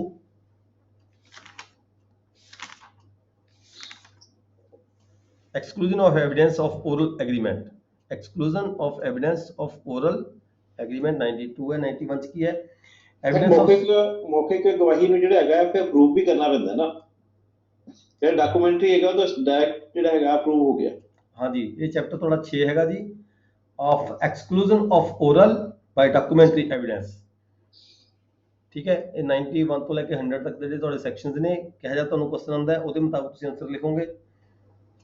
ਠੀਕ ਹੈ, ਇੱਥੇ ਇਹਦੇ ਵਿੱਚ ਇਹ ਕਹੀ ਗਈ ਹੈ ਵੀ ਜੇ ਡਾਕੂਮੈਂਟਰੀ ਤੁਹਾਡੇ ਕੋਲ ਐਵੀਡੈਂਸ ਹੈਗੀ ਹੈ ਤਾਂ ਜਿਹੜੀ ਓਰਲ ਐਵੀਡੈਂਸ ਹੈਗੀ ਆ ਉਹਨੂੰ ਐਕਸਕਲੂਡ ਕਰ ਦਿੱਤਾ ਜਾਂਦਾ ਹੈ, ਯਾਨੀ ਕਿ ਵੇਟ ਜਿਹੜੀ ਹੈਗੀ ਹੈ ਵੇਟੇਜ ਡਾਕੂਮੈਂਟਰੀ ਐਵੀਡੈਂਸ ਨੂੰ ਦਿੱਤੀ ਜਾਂਦੀ ਹੈ when the terms of a contract।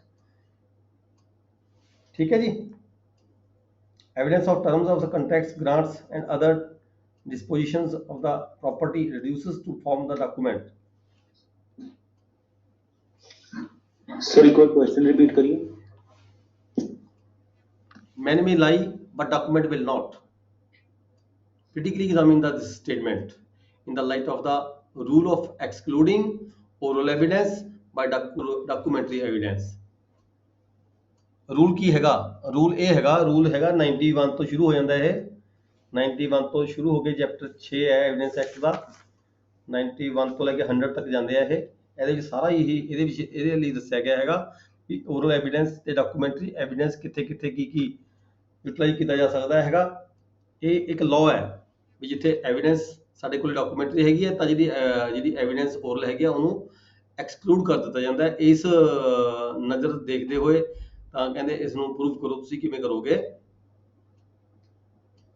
Under Indian evidence act critically examine this statement. ਇਸ ਸਟੇਟਮੈਂਟ ਨੂੰ ਐਗਜ਼ਾਮਿਨ ਕਰੋ ਕਹਿੰਦੇ in the light of the rule of excluding evidence.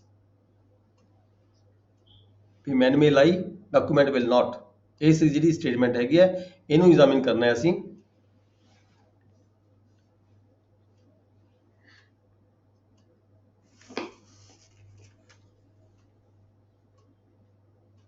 इसका ਜਿਹੜਾ ਆਨਸਰ ਹੈ 92 ਹੈ ਜਾਂ ਸਰ 92 ਚ ਲਿਖਿਆ ਹੈ if exclusion of evidence of oral agreement, ਜੇ ਕੋਈ oral agreement ਕੀਤਾ ਗਿਆ ਹੈ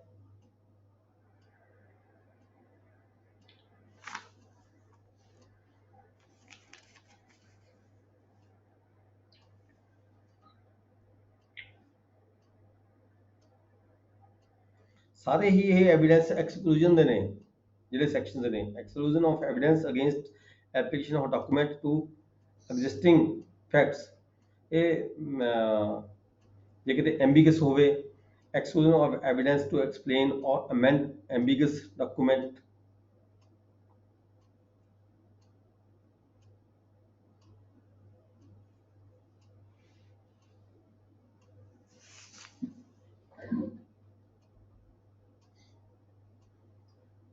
ਪਰ ਇਹਦੇ ਵਿੱਚ ਦੋਵੇਂ ਚੀਜ਼ਾਂ ਨਹੀਂ ਆਉਣਗੀਆਂ ਜੀ, ਡਾਕੂਮੈਂਟਰੀ ਐਵੀਡੈਂਸ ਤੇ ਓਰਲ ਐਵੀਡੈਂਸ।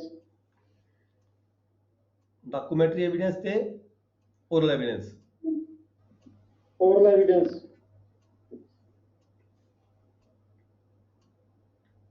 ਦੋਵਾਂ ਨੂੰ ਐਕਸਪਲੇਨ ਕਰਨਾ ਪਏਗਾ sir.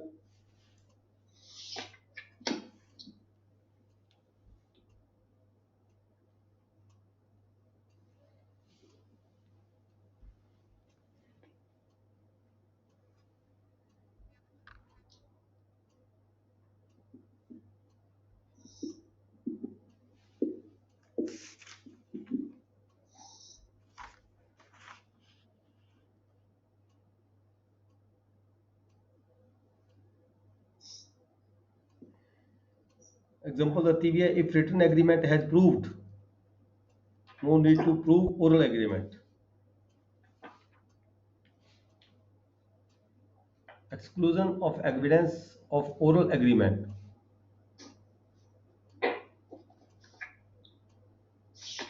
when the terms of any such contract, grant or other disposition of the property or any matter required by the law to be reduced to the form of document have been proved according to the last sections, no evidence of any oral agreement or statement shall be admitted as between the parties. ਇਹ ਵੀ clear ਕਰਦਾ ਜੀ ਜਦੋਂ ਕੋਈ agreement ਜਦੋਂ ਪਾਰਟੀਆਂ 'ਚ written prove ਹੋ ਗਿਆ ਤਾਂ ਓਰਲ ਪ੍ਰੂਵ ਕਰਨ ਦੀ ਕੋਈ ਲੋੜ ਨਹੀਂ ਪੈਂਦੀ 92 ਕਹਿ ਰਿਹਾ ਹੈਗਾ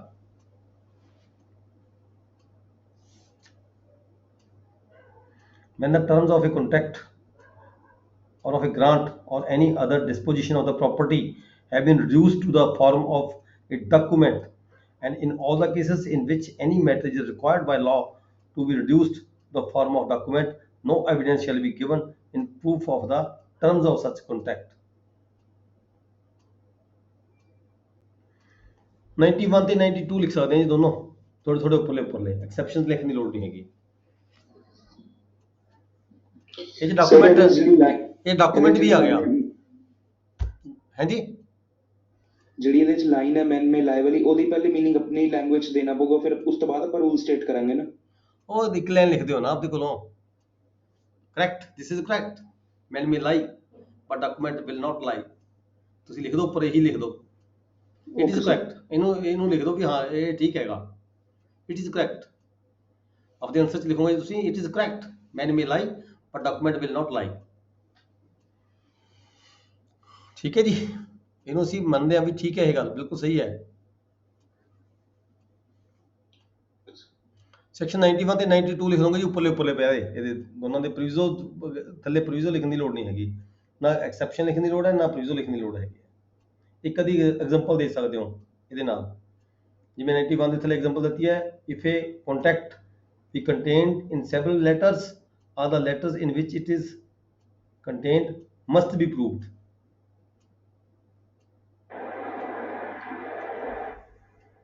ਜੇਕਰ ਡਾਕੂਮੈਂਟ ਝੂਠਾ ਤਿਆਰ ਕੀਤਾ ਹੋਵੇ ਸਰ ਹਾਂਜੀ ਤਾਂ ਇਸ ਕਹਿੰਦੇ ਵੀ ਵਿਅਕਤੀ ਝੂਠ ਬੋਲ ਸਕਦਾ ਪਰ ਦਸਤਾਵੇਜ਼ ਝੂਠ ਨਹੀਂ ਹੋ ਸਕਦਾ ਉਹ ਬੋਲ ਸਕਦਾ ਡਾਕੂਮੈਂਟ ਵੀ ਤਾਂ ਪ੍ਰੂਵ ਕਰਨਾ ਪਏਗਾ ਜੀ ਡਾਕੂਮੈਂਟ ਤਾਂ ਪ੍ਰੂਵ ਹੋਏਗਾ ਨਾ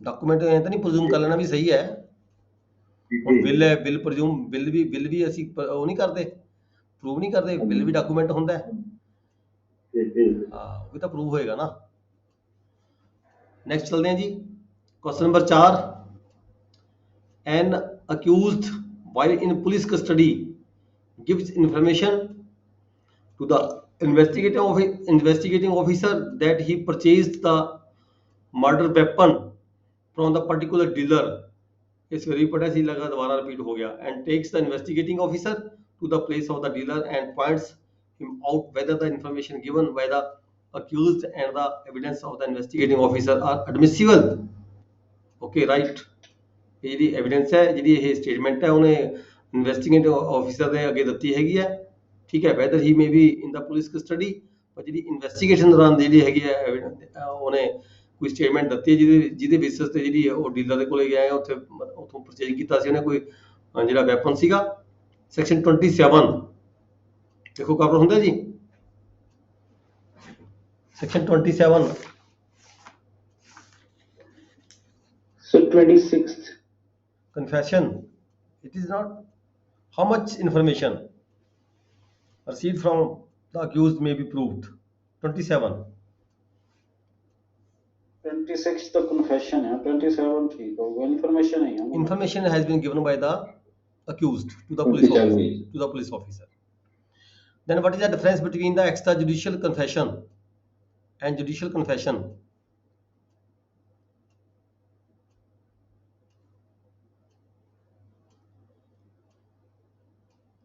what is the difference between the extrajudicial confession or judicial confession ਦੱਸੋ ਜੀ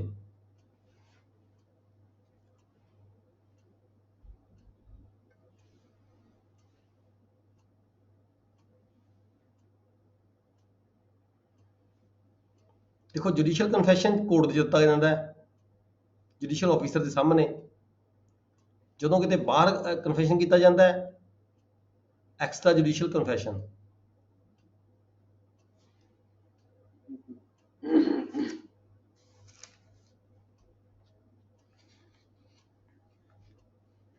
ਜੱਜ ਸਰ ਆਪ ਤਾਂ ਨਹੀਂ ਲੈਂਦਾ ਇਹ ਕਨਫੈਸ਼ਨ ਕਿਸੇ ਦਾ ਵੀ ਹੈ ਉਹਨੂੰ ਕੋਈ ਅਧਿਕਾਰੀ ਨਿਯੁਕਤ ਕਰਦਾ ਉਹਦਾ ਕਨਫੈਸ਼ਨ ਨਹੀਂ ਕੋਰਟ 'ਚ ਕਨਫੈਸ਼ਨ ਹੁੰਦੀ ਹੈ ਜੀ, ਜੁਡੀਸ਼ੀਅਲ ਕੋਰਟ 'ਚ ਵੀ ਹੁੰਦੀ ਹੈ ਕਨਫੈਸ਼ਨ। ਸਰ ਸੈਕਸ਼ਨ 18 ਸੈਕਸ਼ਨ ਤਾਂ ਐਡਮਿਸ਼ਨ ਵਗੈਰਾ ਦੇ ਹੋਣਗੇ। 17-18 ਤਾਂ ਐਡਮਿਸ਼ਨਾਂ ਦੇ ਹੋਣਗੇ, ਐਡਮਿਸ਼ਨ ਦੇ ਹੁੰਦੀਆਂ ਇੱਧਰ ਤਾਂ, ਇਹ ਤਾਂ ਐਡਮਿਸ਼ਨ ਨੇ, ਐਡਮਿਸ਼ਨ ਨਹੀਂ ਹੈ। ਸੈਕਸ਼ਨ 24 ਦੇ ਅੰਦਰ subsection 24 confession caused by the inducement, threat or promise when irrelevant in a criminal, no confession to the police officer not to be proved, no confession made to a police officer shall be proved as against a person। ਛੱਡੋ 26 section देखो जी, confession by the accused while in the custody of the police not to be proved against him। 80 section ਨਹੀਂ sir, ਹਾਂਜੀ sir ਇੱਥੇ ਹੋਣਾ ਇੱਥੇ ਚਾਹੂਗਾ ਮੇਰੇ ਕੋਲ।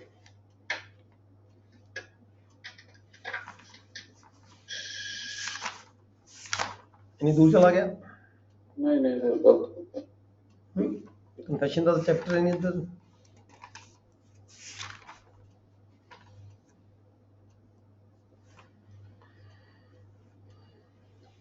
Confession by the accused while in the custody of the police not to be proved against him, no confession made by any person।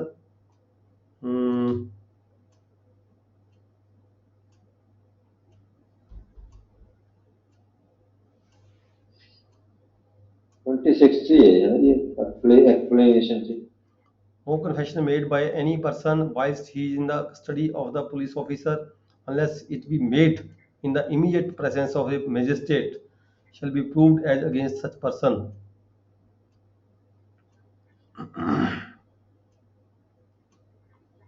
In this section, magistrate does not include the head of a village discharging magisterial functions in the presidency of the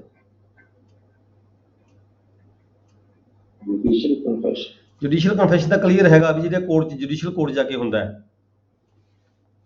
ਠੀਕ ਹੈ। ਜਿਹੜਾ judicial court ਤੋਂ ਬਾਹਰ ਹੁੰਦਾ ਉਸਨੂੰ extra judicial confession ਕਿਹਾ ਜਾਂਦਾ ਹੈ। ਇਹ ਕਿੱਥੇ ਪੜਿਆ ਸੀਗਾ ਸਰ? ਇੱਕ 80 ਪਲੀਜ਼ ਪੜਿਓ, 80 ਦੀ ਲਾਸਟ ਲਾਈਨ, 80 ਸੈਕਸ਼ਨ ਦੀ ਲਾਸਟ ਲਾਈਨ ਪੜਿਓ। 80 ਸੈਕਸ਼ਨ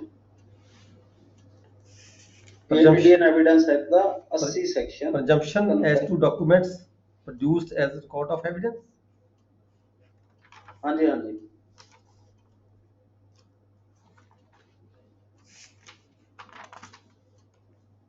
ਕਿਉਂਕਿ ਐਵੀਡੈਂਸ ਚਾਹੀਦਾ ਨਾ ਜੀ, ਕਿਸੇ ਮੈਜਿਸਟਰੇਟ ਦੇ ਮੂਹਰੇ ਕੀਤਾ ਹੋਵੇ ਉਹਨੇ ਕਨਫੈਸ਼ਨ ਜਾਂ ਕਿਸੇ ਦੇ, ਉਹ ਇੱਕ presumption about the genuineness applies both to the statement and confession identification।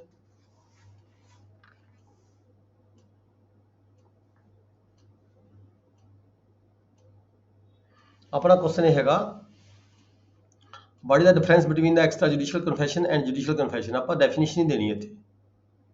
Confession made by the accused in the judicial court is called the judicial confession। Outside the court is called extrajudicial confession। ਇਹਦਾ answer ਇਹੀ ਬਣੇਗਾ। Section 26 ਦੇ ਵਿੱਚ confession by the accused while in the custody of the police not to be proved, explanation check made, how much information received। ਜਿੱਥੇ ਸੀ statement section 32 ਵਗੈਰਾ ਚ ਲੈਂਦੇ ਸੀਗੇ।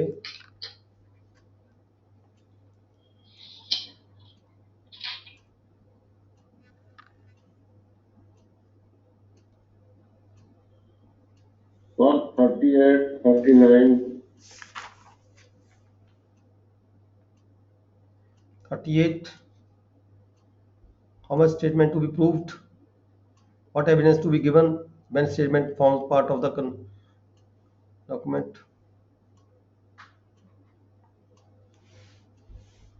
ਐਕਸਟਰਾ ਜੁਡੀਸ਼ੀਅਲ ਕਨਫੈਸ਼ਨ ਦਾ ਸਰ ਸੈਕਸ਼ਨ ਨਹੀਂ ਹੈਗਾ ਕੋਈ ਵੀ, ਜਿਹੜਾ ਜੁਡੀਸ਼ੀਅਲ ਮੈਂ ਕਿਤੇ ਪੜਿਆ ਜੀ, ਮੈਂ ਇਹ ਕਨਫਰਮ ਹੈ ਮੈਨੂੰ ਵੀ ਜਿਹੜਾ ਜੁਡੀਸ਼ੀਅਲ ਕੋਰਟ ਦੇ ਵਿੱਚ ਜਾ ਕੇ ਜਦੋਂ ਕਨਫੈਸ਼ਨ ਕੋਈ ਅਕਿਊਜ਼ਡ ਕਰਦਾ ਹੈ that is called judicial confession, ਠੀਕ ਹੈ। ਤੇ ਜਿਹੜਾ ਜੁਡੀਸ਼ੀਅਲ ਕੋਰਟ ਤੋਂ ਬਾਹਰ ਜਿਵੇਂ ਹਸਪਤਾਲ ਦੇ ਵਿੱਚ ਜਾਂ ਕਿਸੇ ਹੋਰ ਜਗ੍ਹਾ ਤੇ, ਜੇਲ੍ਹ ਦੇ ਵਿੱਚ, ਕਿਸੇ ਹੋਰ ਜਗ੍ਹਾ ਤੇ ਜਾ ਕੇ ਕੋਈ ਜਿਹੜੀ ਐਗਜ਼ੈਕਟਿਵ ਮੈਜਿਸਟਰੇਟ ਵਗੈਰਾ ਸਟੇਟਮੈਂਟ ਲੈਂਦੇ ਨੇ 24 ਪੜੋ ਸਰ ਪਲੀਜ਼। ਹਾਂਜੀ 24 sir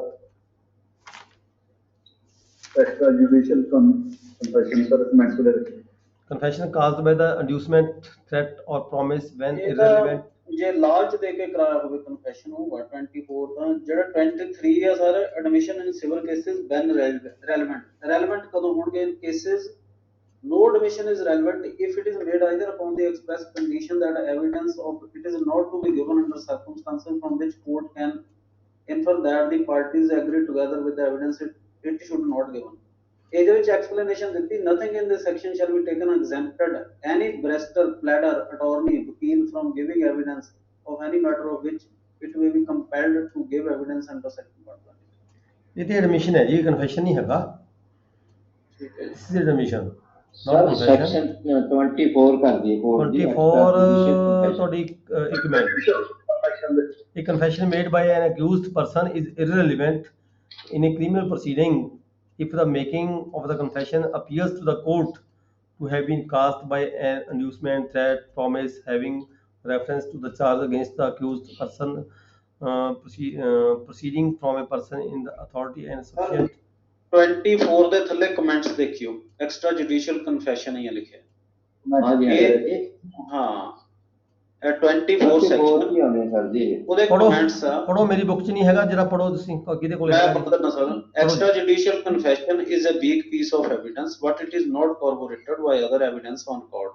Such confession can be taken into consideration to prove guilt of accused. Ishwari Lal Yadav vs state of Chhattisgarh 2019 10 SSC 437 ਇਹ ਹੈਗਾ ਇਹਦਾ ਰੈਫਰੈਂਸ ਦਿੱਤਾ ਹੈ ਕੋਰਟ ਦੇ ਫੈਸਲੇ ਦਾ।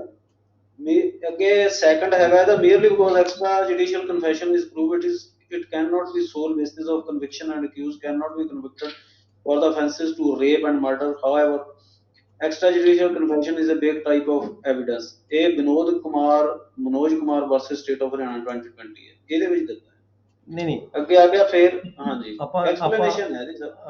ਨਹੀਂ ਫਿਰ ਨਹੀਂ ਆਪਾਂ ਸਰ ਜੀ ਮੇਰੇ ਕੋਲ ਡੈਫੀਨੇਸ਼ਨ ਹੈ ਸਰ ਜੀ। ਪੜੋ ਜੀ, ਪੜੋ ਤੁਹਾਡੀ ਵਾਲੀ ਗੱਲ ਠੀਕ ਹੈ ਸਰ ਜੀ। ਪੜੋ ਜਿੱਥੇ ਲਿਖਿਆ ਵੀ judicial confession are those confession which are made before the magistrate.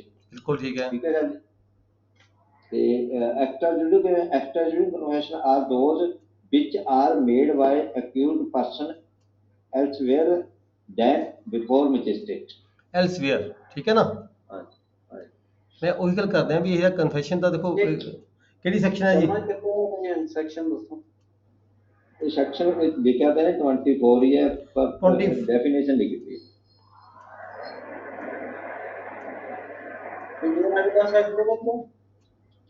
confession made to private person to police officer ਇਹ private confession judicial extra judicial confession ਹੈ। ਇਹਨੇ ਸੈਕਸ਼ਨ ਕਿੰਨਾ ਮੈਂ ਬੁੱਕ ਭੇਜਾਂ ਜੀ ਇਹਦੇ ਤੁਹਾਨੂੰ 24 ਹੀ ਕੋਡ ਕੀਤਾ ਹੈ ਸੈਕਸ਼ਨ 24 ਚ ਹੀ ਕਵਰ ਹੁੰਦਾ ਜੀ ਸਾਰਾ ਕੁਝ। ਭੇਜੋ ਜੀ ਬਣਾ ਕੇ ਭੇਜ ਦਿੰਦਾ ਮੈਂ ਡੈਫੀਨੇਸ਼ਨ ਭੇਜ ਦਿੰਦਾ।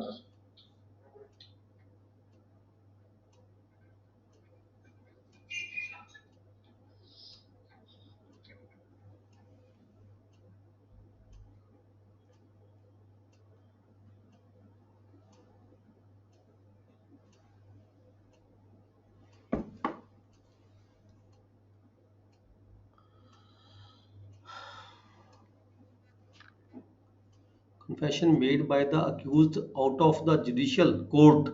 ਹਾਂ ਇਹ ਦੇਖੋ ਜੀ ਮੇਰੇ ਕੋਲ ਲਿਖਿਆ ਹੋਇਆ ਹੈਗਾ ਮੇਰੀ ਬੁੱਕ 'ਚ ਕਿਤੇ ਕੋਡ ਕੀਤਾ ਹੋਇਆ confession made by the accused out of the judicial court is called the extrajudicial confession। out of the judicial court ਜਿਹੜਾ ਕੋਰਟ ਦੇ ਵਿੱਚ ਹੁੰਦਾ ਹੈ ਉਹਨੂੰ judicial confession ਕਹਿੰਦੇ ਆ ਅਸੀਂ। ਜਿਹੜਾ ਕੋਰਟ ਤੋਂ ਬਾਹਰ ਜਾ ਕੇ ਹੁੰਦਾ ਕਿਤੇ ਠੀਕ ਹੈ ਉਹ extrajudicial confession ਹੈ। ਬਸ ਇੰਨੀ ਤੁਸੀਂ ਲਿਖਣਾ ਹੈ ਸੈਕਸ਼ਨ 24 ਪਾ ਦੋਗੇ।